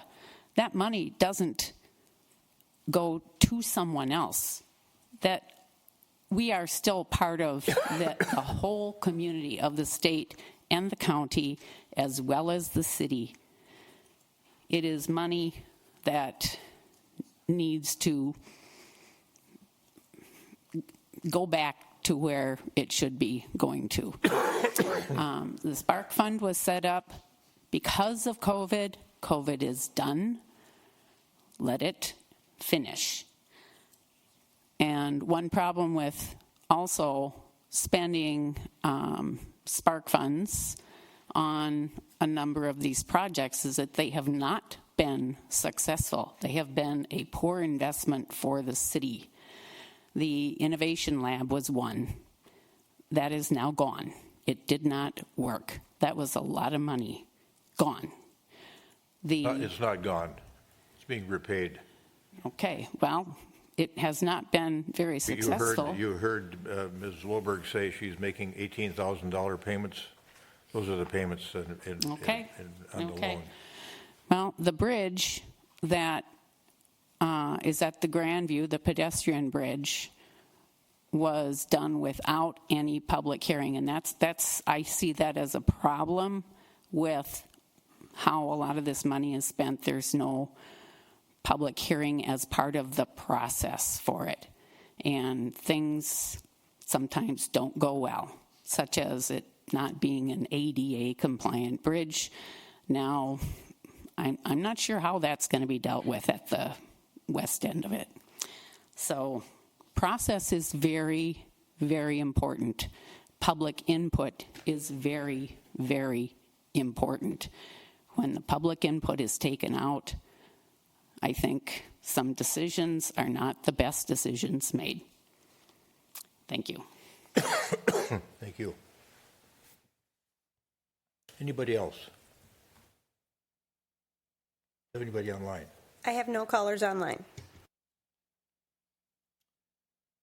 Okay. We've got a suggestion. We're going to leave it open until November 5th. Yeah. I was just thinking about whether or not we should address some of these issues. Let's get Mr. Newendorf back up here. I have one other segue question. So, I mean, the question's been raised and the concern's been raised, I guess is a better way to put it, that this money, we should give the money back, and that it's money that stays with developers.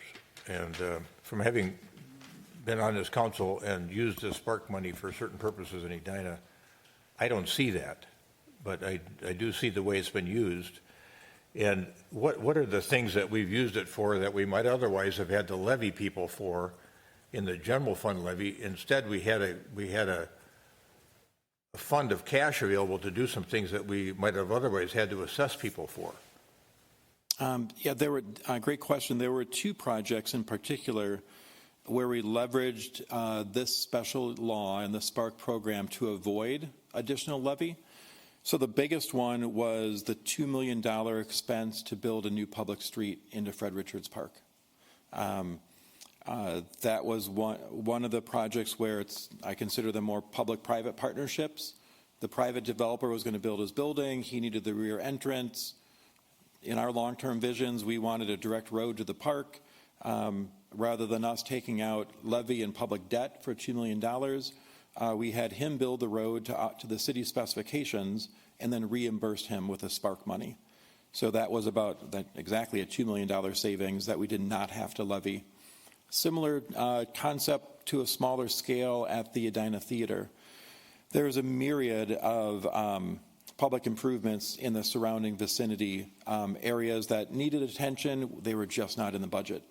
And so rather than levy or wait longer to fix things that were on the verge of breaking, we were able to work with the developer and contractor of the theater building and completely redo the sidewalks in that whole vicinity to make them smoother, safer, better.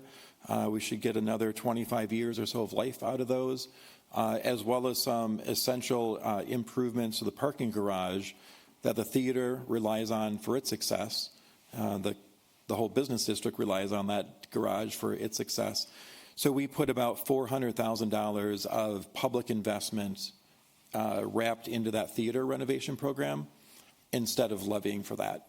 we found it more expeditious to get the work done promptly without raising the levy. So that's about $2.4 million that we alternatively could have levied for, but you and your predecessors chose not to levy for that and use a different source. Right. And then Ms. Gross raised the issue of Southdale TIF district. I don't remember how much money was raised in that district, but the purpose of setting up that district in the first place was we loaned Southdale some money to remodel, and when they remodeled 15 years ago, not this current remodel where they're spending $400 million, but when they Simon remodeled this mall 10, 15 years ago now, we set up a TIF district around that mall because we thought it might encourage those adjoining property owners to reinvest in their property too, because the biggest piece of property out there, property owner on the 80 acres, chose to reinvest in their business, and that spurred all kinds of economic development around there. But that TIF fund was set up for one specific purpose around Southdale District, and that was, as I recall, affordable housing, to raise money for us to invest in affordable housing in our town. And do you remember how much money that was and how it was used? I guess that's what I'm getting to. Sure. So your recollection is correct. That was a few years ago. That was 2011 and 2012. But back in that era, the Southdale Center was really not declining. It was declined. And so the city leveraged our abilities to finance by offering a $5 million interest-free loan to Simon Properties if they would do a number of things. They did everything we asked and more, and then that led to tremendous spin-off in the surrounding area. So that particular TIF district was amended on a few occasions, probably 2, maybe 3 times. I don't remember specifically. But one of the first projects that we funded after the mall itself was that 66 West apartment building for youth that had formerly been homeless and needed an opportunity and safe housing.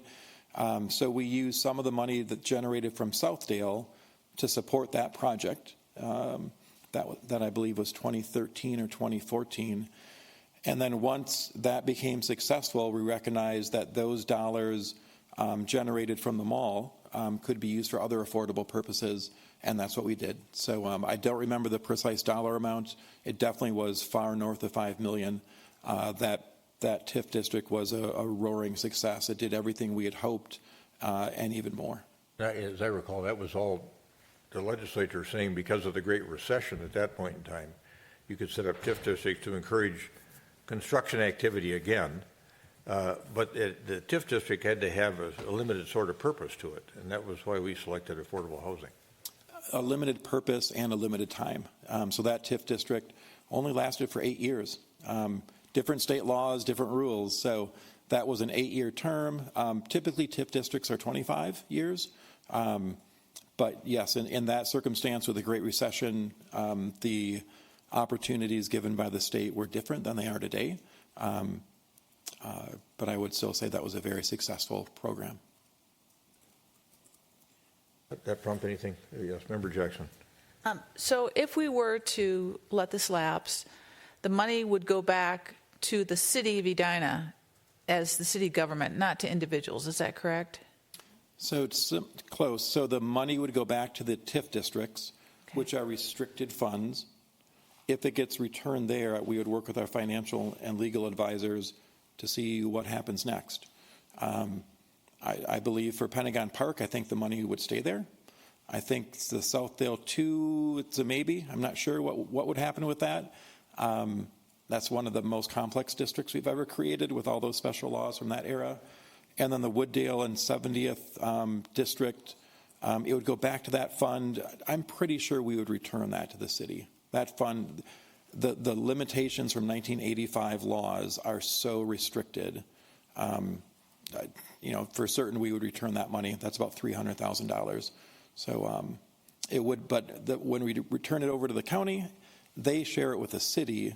It does not. There's no check mailed to individuals. It goes back into the city, and then you, as a city council, can determine how to use those dollars. Correct. And this is a question for our city manager.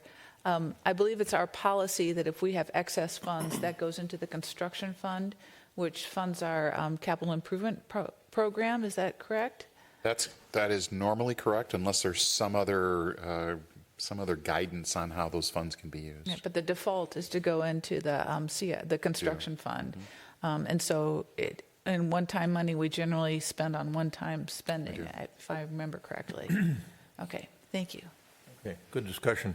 The staff request is to have the council adopt a motion to close the public input in this matter on Sunday, October 26, 2025, and continue the action to the November 4, 2025 City Council meeting. Is there a motion to that effect? So moved.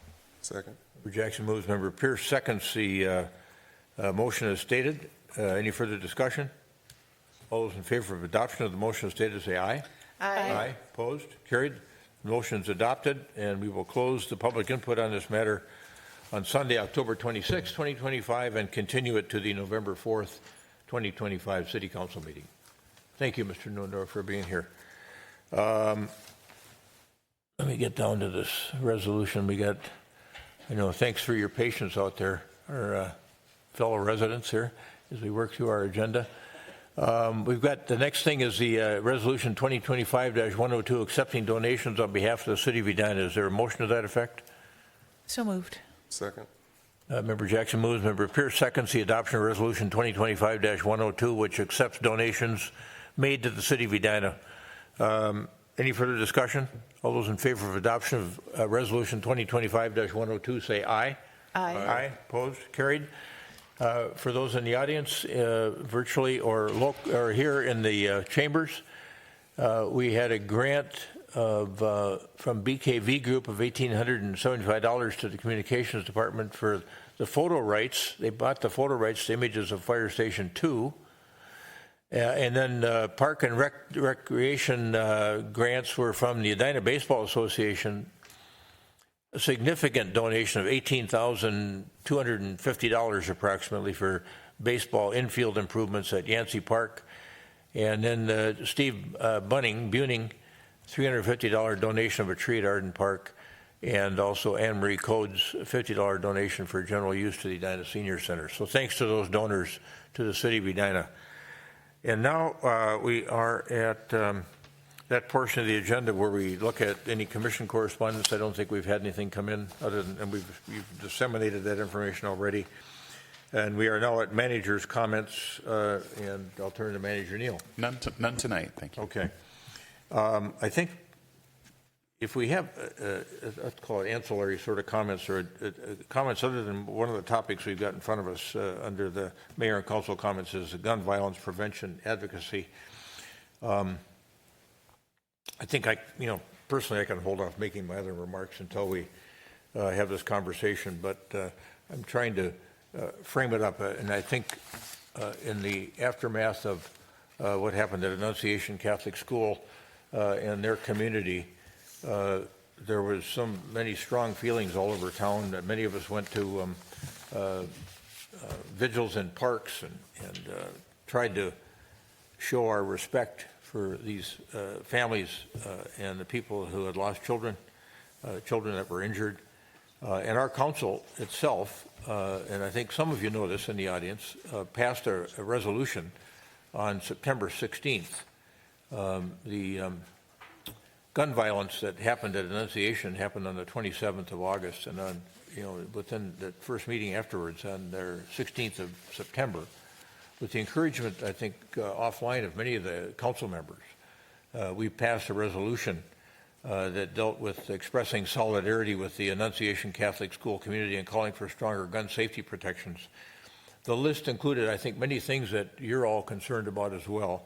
Was ensuring universal background checks on all commercial firearms transfers, strengthening extreme risk protection orders, red flag laws, which I was with the governor today at noon, and he said they're working extremely well by ensuring timely enforcement of those red flag laws, enacting and funding strong safe storage and child access prevention requirements paired with statewide public education campaigns, prohibiting the sale and possession of assault weapons and high-capacity magazines, preserving and strengthening Minnesota's permit to purchase and carry licensing system and opposing permitless carry, banning ghost guns, 3D printed firearms, bump stocks, and conversion devices, expanding funding for community violence intervention programs and hospital-based intervention models, and fully funding school and youth mental health services so that trauma does not define our children's futures.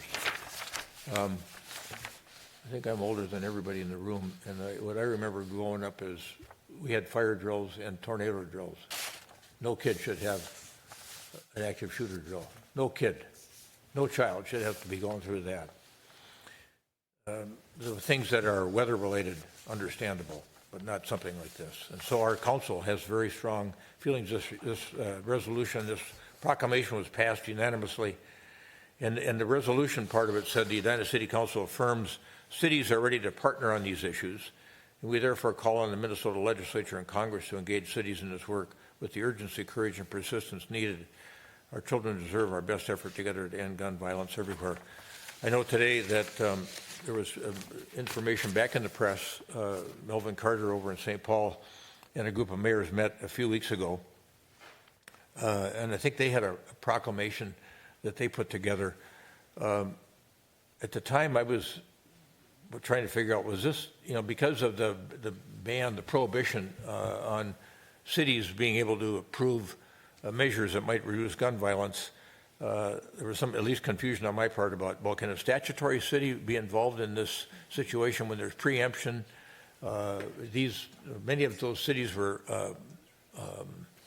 home rule cities, charter cities. I thought, is that a distinction? How are we going to get involved in this thing? How are we going to be persuasive? Those voices are strong and they matter, I think. But when you think about why the governor hasn't called a special session yet, and I said, I was with him today, I don't have a sense that he's ready to call it yet, because he wants, he's got the same ideas all of us have, I think, in this room, that are kind of framed up around this proclamation that we passed back in mid-September. And so we're here trying to figure out what else to do. And the associations we belong to, like the Municipal Legislative Commission with the governor today, it's 19 cities that have similar views of how governance ought to work, that are part of this association. And that was one of the questions we had for the governor today was, how can we help on this gun violence issue? And I told Aaron, he was forthright about it. He said, just start making some more noise as a city, where cities are talking about abandoned preemption at the state level. Let us do it ourselves. He said that may or may not work, but at least your voice is being heard and raised.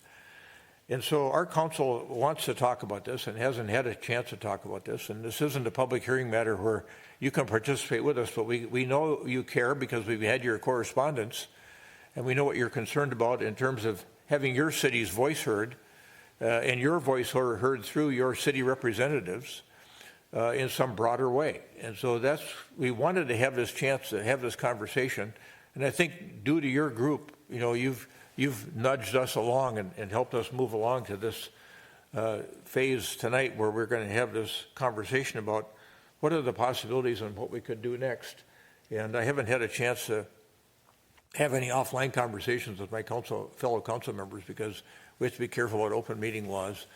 So I don't even know what folks are thinking about, but I can tell you that I think the feelings are pretty uniform and they're expressed in that resolution we passed. And if we can move beyond that, or that resolution, if we can move beyond that resolution to some other sort of action, I think we'll entertain that. And I think folks up here may have some ideas on what to do. And I don't know, remember Agnew, you were early on asking, let's do something. Let's get something going here. And you may have some thoughts that you want to lead us off on. Yes, thank you. And thank you, everyone, for being here tonight and for all of the correspondence. And I also want to appreciate Dave Kendall for some of the thoughts that he'd put together, too, around, I know we have this preemption in the state level. And so I had been, over the last couple of meetings, also pushing towards, is there something that we could do that would trigger in effect within Edina if the preemption were lifted? So I think that there's a good amount of conversation that we can have around that. We have the memorandum in front of us with a little bit more information on that, and maybe Dave Kendall could speak to that. But I also think that there are some components that aren't preempted that we could still take action on. One of them being, within the limits of Edina, could we put together some ordinance around safe storage? So I don't think that everything is preempted from our capabilities. And so I would love to continue to look at this resolution and kind of what we're calling for, and even go like line item by line item of what's preempted, like what are our hands tied on right now, and what do we have the capability to act upon, just to make sure that we are doing everything we can at the city level too. Yeah, no, I think that's a great point. That we asked our city attorney to take a look at this too, knowing we were going to have this meeting.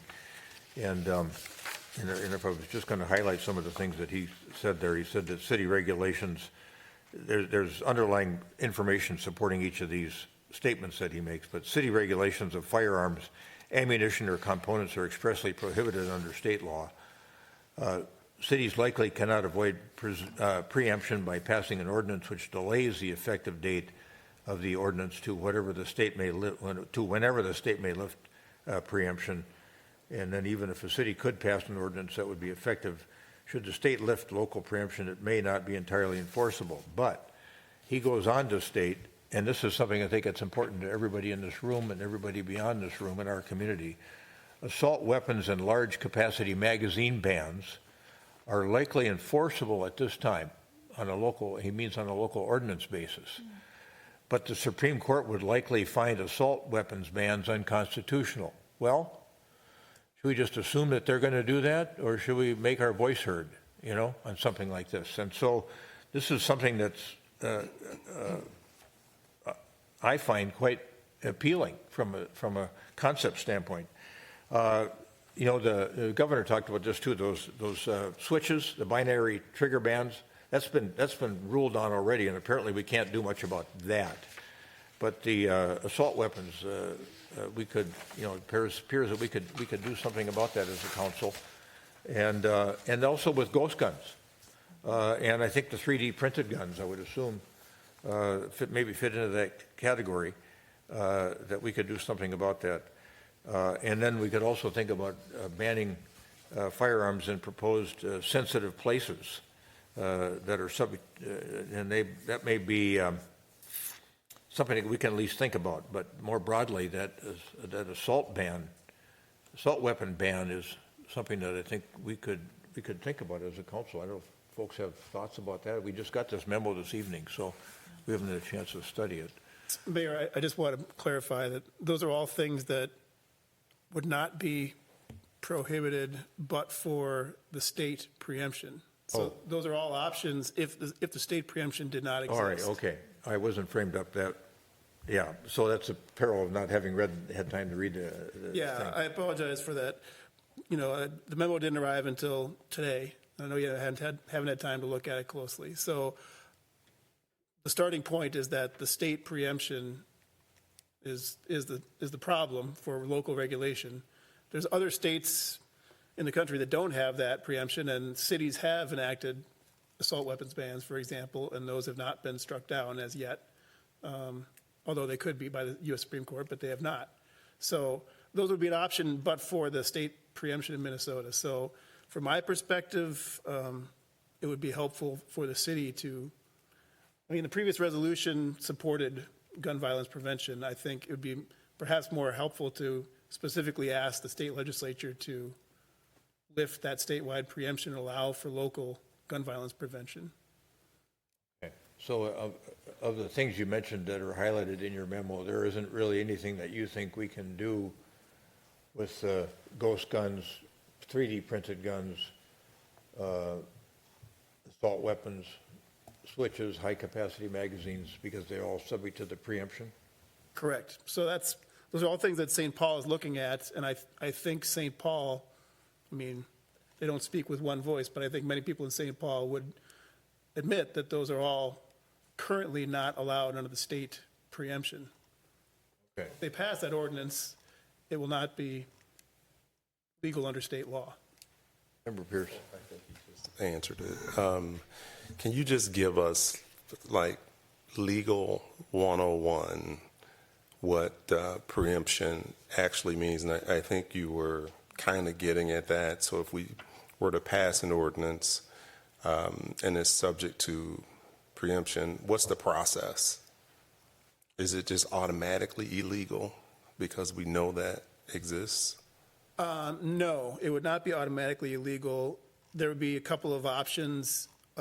If you tried to enforce it, anyone you tried to enforce it against could bring a lawsuit, or as a defense, they could allege that the ordinance was unconstitutional or illegal and therefore void. Another option would be pre-enforcement preemption, where they would just bring in a lawsuit asking the court to declare that it's preempted, even though you haven't tried to enforce it against anyone yet. Okay.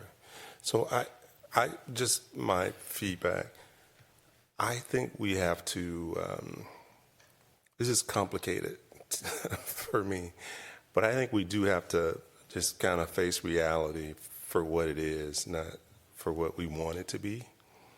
And I actually think two things. One, I did write a piece in the Sun Current that I do understand the gun violence issue, but we have so much violence in the U.S., and it's not always predicated by guns.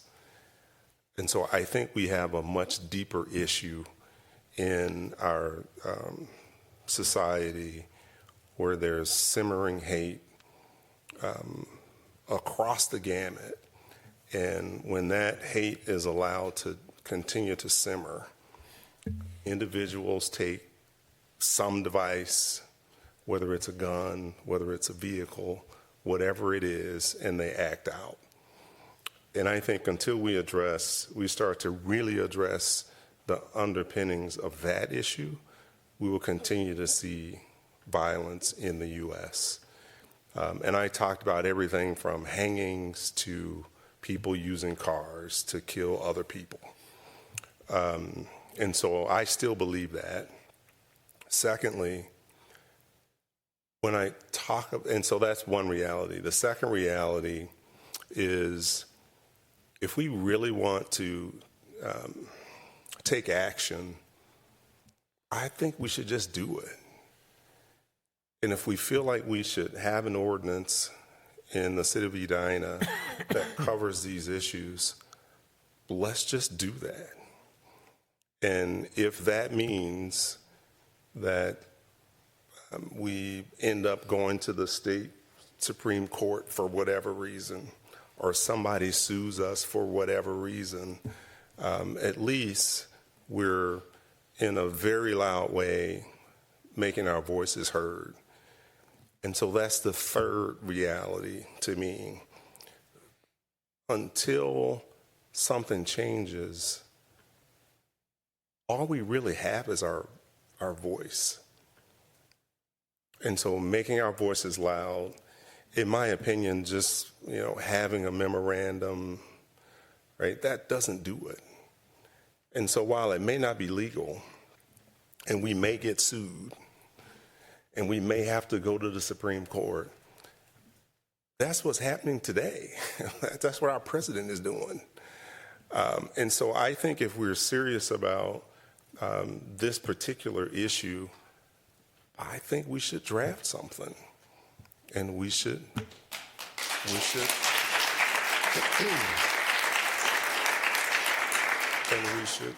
take the risk that we're gonna get sued and go up to the hill and talk about. And I think that is what Mayor Carter, he and I are fraternity brothers, so I hardly ever call him the mayor. I think that is what he's trying to do. So that's what I would offer. That's really all we have, in my opinion, is to make some noise. Marissa. I don't know if I can follow that. I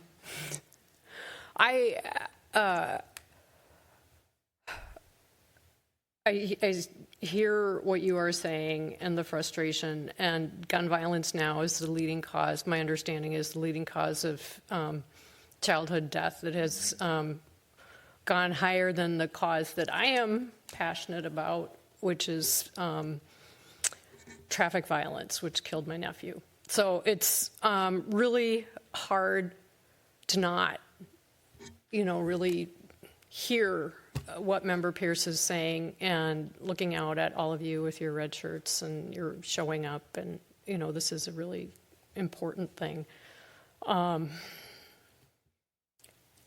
That's what I was actually going to ask City Manager Neal to talk about what he has been doing at the legislature with the resolution, just so you hear that we have been active. And so maybe you could do that. Yes, so the resolution that was referenced previously, 2025-86, the resolution of support after the Annunciation events, we have shared this directly with our legislative team and asked them to assist us with these goals and also to let us know what we can do on a local basis to assist them at the legislature, because that's where this change needs to be focused at. Member Jackson. So I have to say I was heartbroken when Aaron emailed me the other night saying that there was a coalition of cities that stood up against gun violence and we weren't on the list. I was speechless because we are passionately against gun violence. I'm a mom. I could have worn my mom's demand action. I wore my anti-bullying pink instead. My number one priority in life is to make this a safe place for our children. And the shooting was so awful, and I felt just floored that we weren't on that list. And I want you to know, I don't know how that happened, but we would have been first in line if I'd known about it. So I'm hearing a number of things that we can do. We can have an ordinance about safe gun storage, and that seems to be within our powers.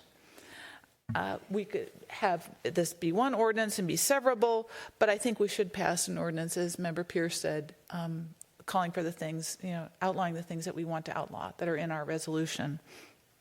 And I think we should also send a message to the legislature, whether we need another resolution or what we've got is sufficient, but to lift the preemption if you're not going to act at the state level. I am really disappointed that the governor didn't stand up and say, bring it. Force these people to vote no against safety for our kids. I'm floored by all of this. And so I would like to ask that, I don't know if we need to vote to direct staff to write this ordinance, but I'd like to see it. I'd like to vote on it, and I'd like to I think we should talk about make some noise. More. Kate may have some more thoughts, and I've got some too as we visit here. Yeah, and I think that Member Jackson kind of was doing exactly as I was thinking about it. Let's go through that list. So love the idea of, which was number 3, the enacting and funding strong safe storage. Like, let's do something for Edina in particular for safe storage. I would want to have a conversation. I won't put anyone on the spot to do that here, but understanding, is there any strengthening that could be done or is needed regarding our extreme risk protection orders within Edina? So that's an area I want to learn more about, and it's probably a conversation that we need to have with our police department. 100% agree. Let's put together the ban on prohibiting the sale and possession of assault weapons and high-capacity magazines, along with number 6, which was banning ghost guns, 3D printed firearms, bump stocks, and conversion devices. I think those are like the very tactical. The rest are obviously some of what I think Member Pierce was talking about too. There's the counterpart to this of just like the hatred and the mental health components. And so, partnering with our school systems, right? That's so imperative for what we're doing. But when I think about what is paper that we can approve and we can vote on as a council, it's those actions that I just outlined. It's thinking about Aaron and I were also we had that session, maybe some of you were there, at Edina Community Lutheran Church shortly after the Annunciation Church experience. And so I think, again, everybody's feelings were the same. When we talked to the governor today, and I mentioned this to some of the folks that were out in the audience before the meeting started, the governor said that he was when he was a congressman, he was in favor of people owning assault weapons, weapons that were designed to kill people, until Sandy Hook. And then you think about Sandy Hook and what hasn't happened since Sandy Hook. Or even if you look back to Colorado, years before that. It's a little bit, as I sat here listening to my colleagues, and James did a nice job of articulating everything I think that we're all thinking about. It's a little bit like that concept of jury nullification, where the jury is trying to make a decision in a case. The judge said, here's your instructions, but you follow the law. And the jury says, this law is wrong. This isn't right. The right thing to do is not follow the law in this circumstance. And that's a little bit of what we've got going on here, I think, from a attitudinal standpoint. So, and the governor mentioned today too, he said, stand up and make some noise. And well, you might be disappointed. I think he's maybe working his way towards that point where he's going to make people stand up and say what they think and why they think what they think. Good. And put people in an awkward position that are in favor of not doing anything about this. So, I'm with my colleagues on this. I think we should be doing something. Let's pass something. Let's be prepared for the consequences of it, whatever they might be. What can they be? We end up spending some time in a courthouse, So I think this idea of looking at our resolution and figuring out what we want to do, look at the St. Paul ordinance. We can take a look at that and see what we like about it and what we don't like about it, or what we'd modify, I guess is a better way to put it, what we might want to modify or think in Edina we might want to improve it. And there's always a lawyer with a pen, that wants to do a little editing. So I think we should take a look at it, and then we'll just keep this moving. We'll keep moving forward as a community here together with you, and we'll just agree we got each other's backs on this thing. We got each other's backs. We're doing what we think is the right thing, regardless of what the state legislature said. We think we're doing the right thing. And we'll see what happens. Maybe if there are enough voices like this, we get the change that we want to see at the legislature. And that change can happen in different ways.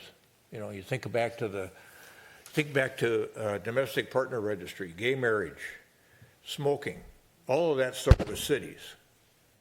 It's a different sort of factual circumstance because there wasn't preemption, but it all started with cities raising their voices on these things that were important, and then it finally moving up to the state legislature level and then making a change that was consistent with what we had all done already. So this is a variation on theme, I think, and let's see where it goes. And I think we're all on board here with this, and let's ask our city attorney, as reluctant as he is as a lawyer, to draft. Or give it to me. I'll take the first swipe at it. Well, if you do have some ideas or preferences, we would like to see them. And well, I think we could start. Let's start with the St. Paul ordinance. Let's take a look at that and see what we think about that. And you probably even have copies of it. I don't have a copy of it yet. We can get copies. And then maybe we should think about this in terms of separate ordinances. So the things that we think we can deal with, like storage, that aren't going to get challenged, we can make sure that they get through. So we get the outcome that we know we'll probably get there.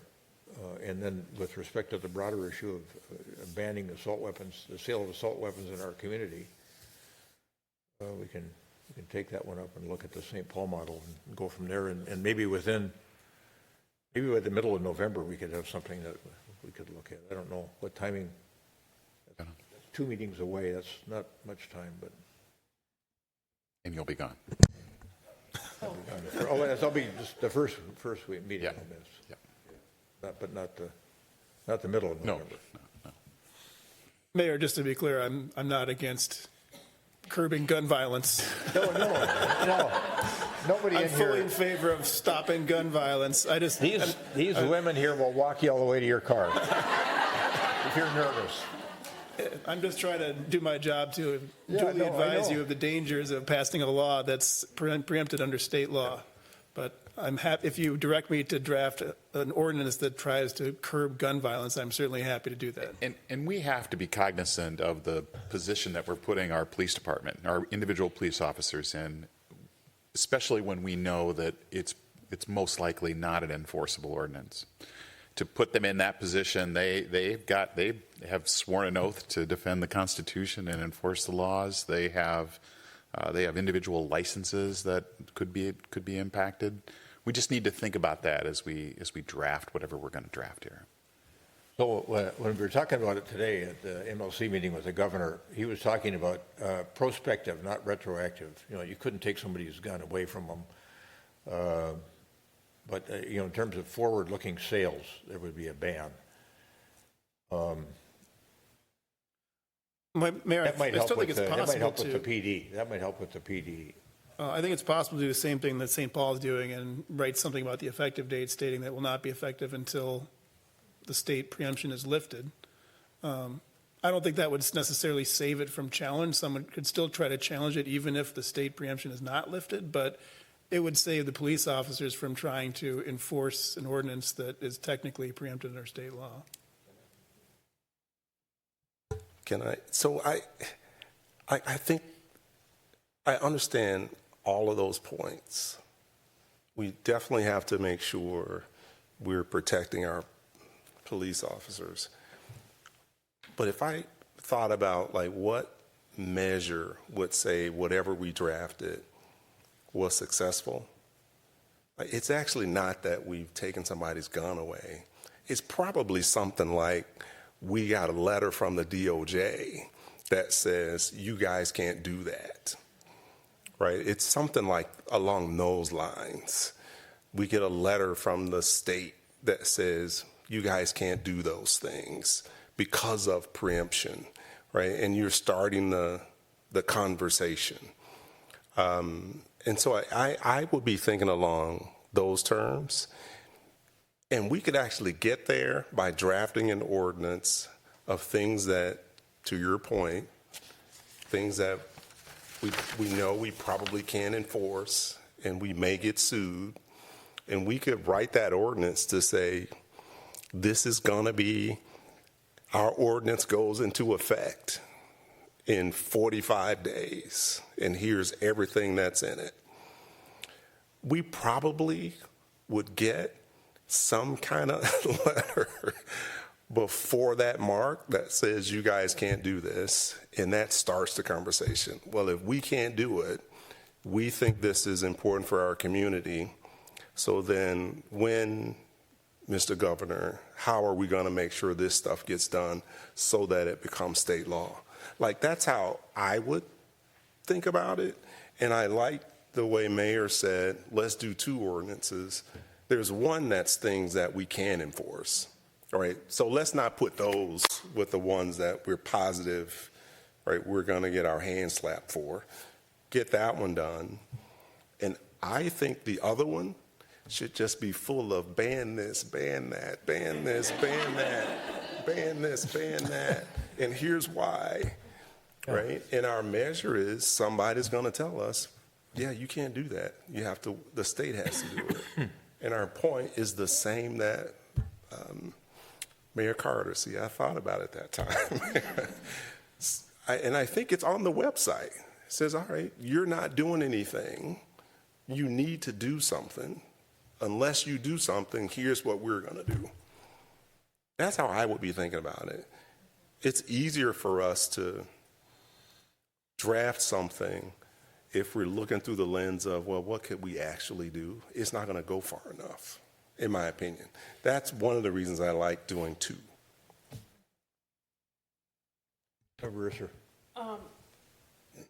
I hear what you're saying, and I am the one who is a stickler for process. And I do have to say, I did underline in the information that was sent to us by our city attorney, because a local ordinance regulating firearms would be preempted under current state law, I recommend the city pass a resolution calling upon the state legislature to change state law in this area rather than passing an ordinance which would be preempted.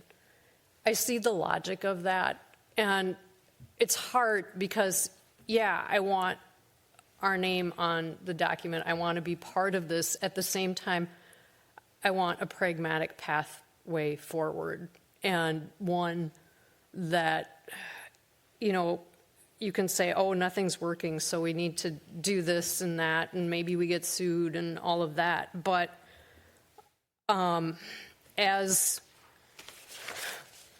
an elected official who took my oath of office, I do feel that a pragmatic approach, and this does seem like it is the pragmatic approach, and we could be the city saying, hey, we really need to have this preemption changed before we move forward. But I want to emphasize, you know, I lived near Annunciation. It was so, I mean, that day I was numb. That whole day was just a blur.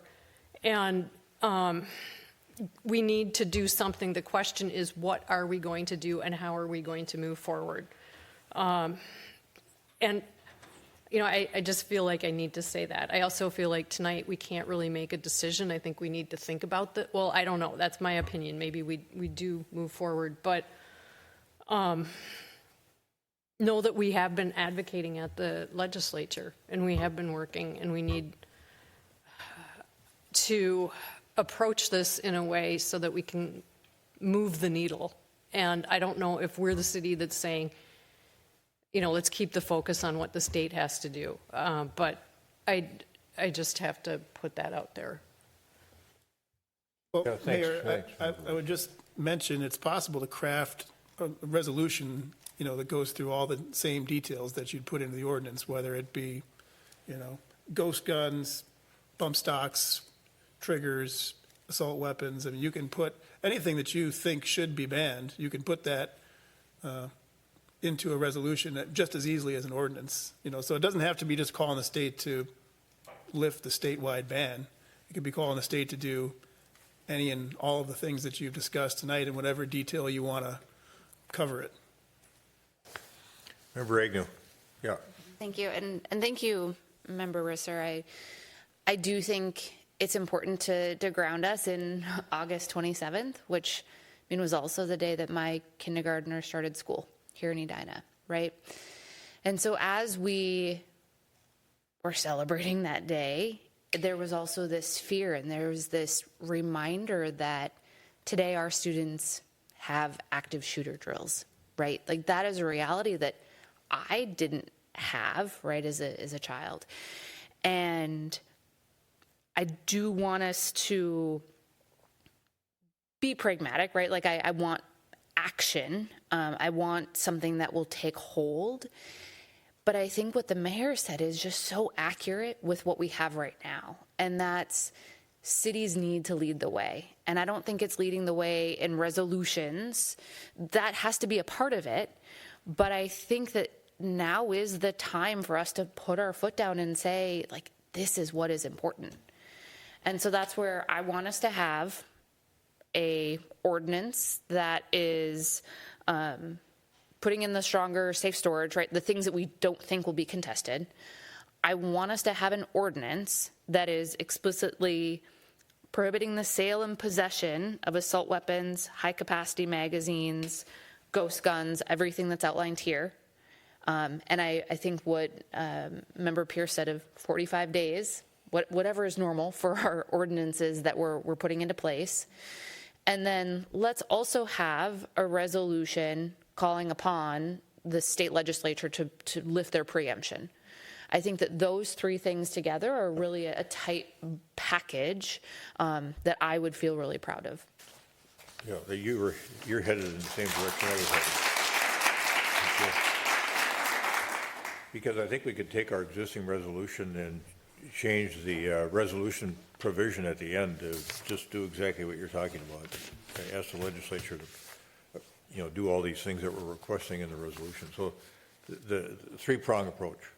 Yeah, I think it's a good, succinctly put and well put. Thank you. I would adopt that sort of view of it too. Others? Julie, are you still, or Member Risser, are you still uncomfortable with?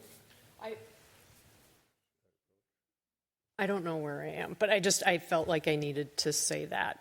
But You'll have a chance to look at things as we go along here. Right. Go ahead, sorry. You should be uncomfortable, like we all should be. Right? It's easy for us to do a resolution and approve that, right? So if we feel a little uncomfortable with that process, I think that's fine. That's all. And so I'm respecting how you feel, and I'm just saying, I honor that. We should all feel uncomfortable. I know this guy over here does feel uncomfortable with what we're suggesting, because well, I mean, the effect on the PD is something to think about, but still, yeah, that was really well put, James.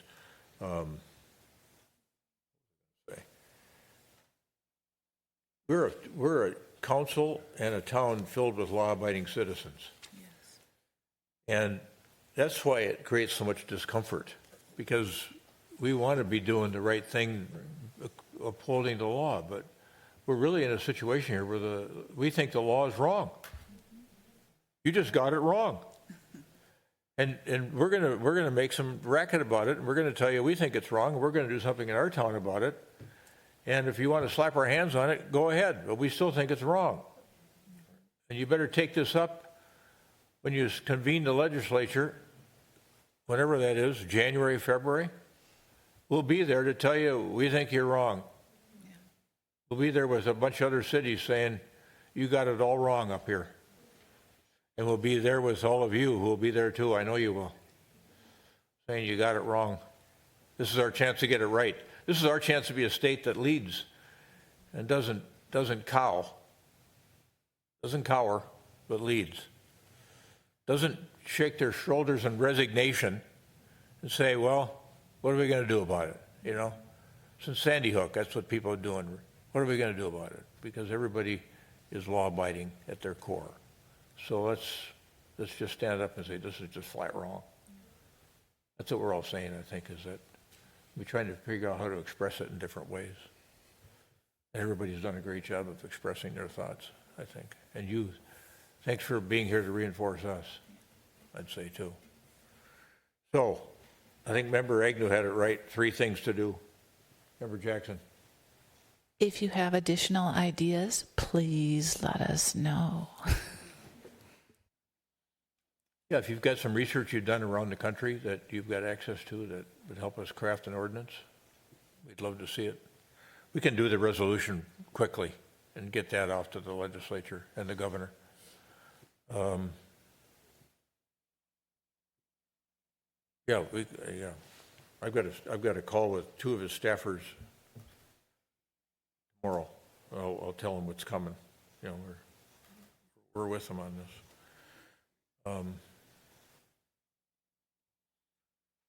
Okay, I think with Member Agnew's sketched out well the pathway. So, Mr. Kendall, you can still safely go with these women to the car. They'll stick around. They'll make sure you get there. And they hold no animosity. They know that you are opposed to gun violence too. You're just trying to give us good legal advice.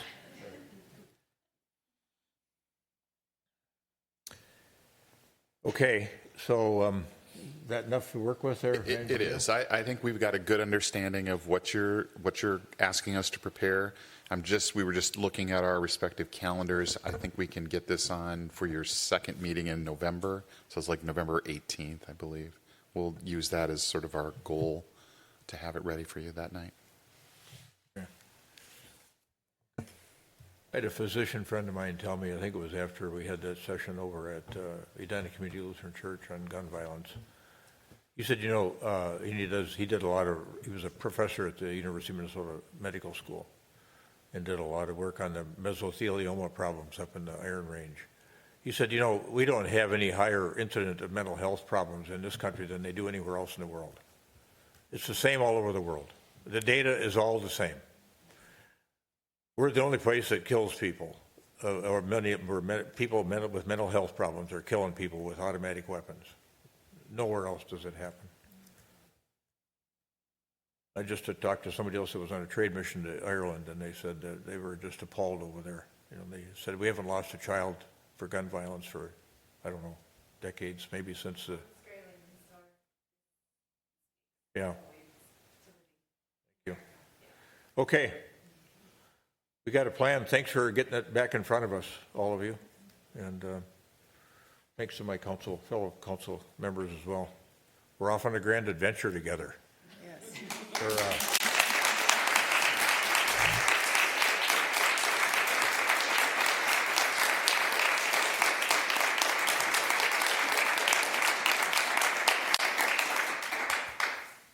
We'll let you figure out how to give us a brand name, all of us together.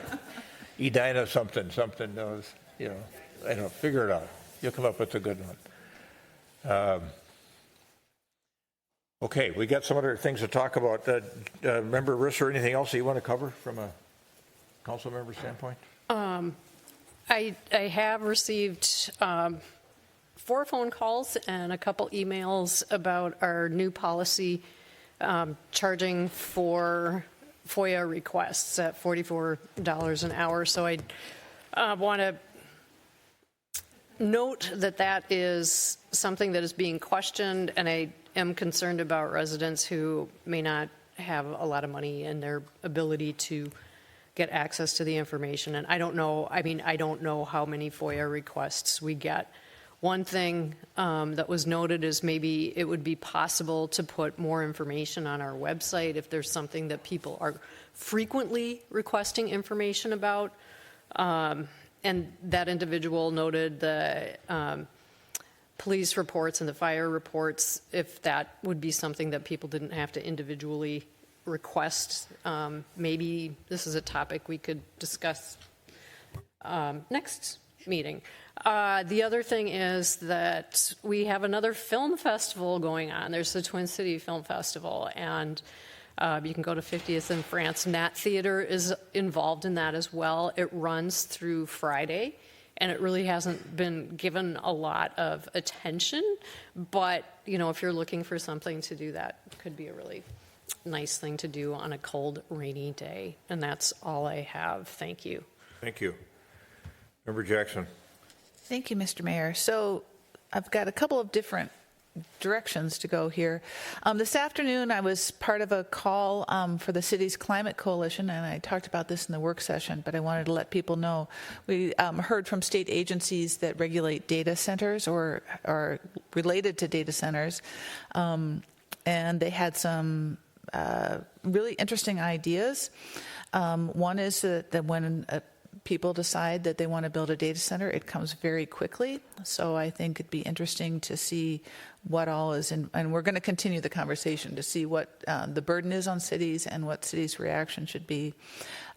They said that there's some creative uses, reuses of water, including capturing the heat for district heating from a data center. Some data centers can use non-peak energy that help manage the load of the electrical circuits or the grid that is surrounding them. And it made me think of our Cahill area plan, and that is some work that I don't want it to be forgotten about, that's still out there. So that's it. The liquor store has had to consolidate their employees. And I wanted to tell them that I know this is very difficult and that it's stressful, and we're with you, we support you, and we don't want you to feel abandoned. It's hard to consolidate. We're wearing pink tonight. The high school is putting on Mean Girls. They're saying wear pink on Wednesdays in support of anti-bullying. I think everybody of all ages needs to be aware of what bullying is, and that you stand up to bullies and stand up for your friends. More importantly, it's the bystanders that that empower the bully. And so it isn't just standing up for yourself, but standing up for your friends as well. And finally, we've been having lots and lots of conversations about the proposed levy. And I want to repeat what I said last time, and that is we're sitting in a perfect storm. We've had the property values, especially single-family homes, have been dramatically increased in value because we have a shortage of homes on the market. Shortages create boosts in price. We've had a shift in the weight of our tax classification. For many years, we could increase taxes and single-family residences wouldn't feel it because it was absorbed by the commercial sector. And finally, we're facing some generational costs. The cost of street reconstruction, the cost of replacing the pool pump room.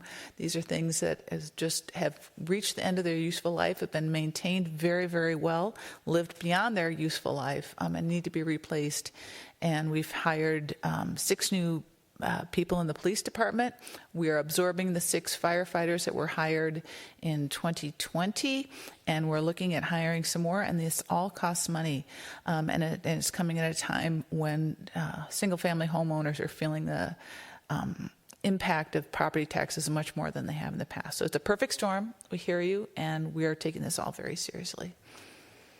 Thank you. Thank you for those thoughts. Member Pierce. I think you did something pretty significant. You let off a tough conversation there and got us heading in a really important direction. Thank you. Thanks for that. Yeah. Member Agnew. More tonight. Thank you. A few things. Well, I guess Shelley Loberg mentioned that Williamson County, Tennessee, coming in here tomorrow. I'll be here in the morning. They had an event at Southdale last night for some of the new merchants that were open. I just ran out there with my wife to take a look. They're going to do something, I guess, more grand in December when all these stores are open, and it's really pretty extraordinary what they've done out there. So congratulations to Simon on what's there and what's coming. We had a good MLC meeting today around housing. We talked about that upstairs a little bit. Some of you may notice they're starting to run test runs on the Green Line with some of the rail cars. And so at some point in time, we'll maybe have a chance to go for a short ride on the Green Line extension. And then what was that? Saturday night or Friday night, we had, my wife and I attended the Minnesotan Military Appreciation Fund. It was Friday, October 17th. Denny Scholstedt, who's been such a generous resident for some of the sculptures out at Centennial Lakes, invited us to join him at his table. The Minnesota Military Appreciation Fund, raises funds to help families who are National Guard members in the family are deployed overseas, and they don't, sometimes their employers continue to pay them. Mostly they don't, I think, and so they provide funding support for some of these families. Great couple of keynote speakers, 2 4-star generals, both retired, one recently retired. Joe Votel, who was in 2 totally different personalities. Joe Votel retired some time ago now, a 4-star Army general. He was a former commander of U.S. Central Command, but he was also chairman of the Joint Chiefs of Staff. Wow. And is from Minnesota, lives in the Twin Cities area. And then a guy from Elk River is a just retired 4-star general from CENTCOM named Michael Carilla, and he was the main keynoter and gave a really interesting speech about I would say, Central Command, their primary area of emphasis is the Middle East, and so he talked about what he called the Twilight War that we've had going on for 40 years with Iran, and that was all really fascinating stuff. And then he was a big burly guy. Joe Votel was this thin little wispy guy. He looked like a college prof. And then the other guy was this big, looked like a football lineman. And and he told a great story on himself when he was a kid, going up in Elk River, on the river up there. In the springtime, he went down to the river with his dog, and the ice was starting to move out. And so he took a big rod and broke a big chunk of ice off and got on it like Huck Finn with his dog, and went downstream with a paddle on it, on an ice floe. And he said every house they went by, the people were out calling the police. And they picked him up downstream somewhere. So that gives you an idea of what kind of adventurous spirit he has. So that was quite an event, and thanks for letting us participate in it. And Leonard Blum was there, and Missy Blum, who lived over on the west side.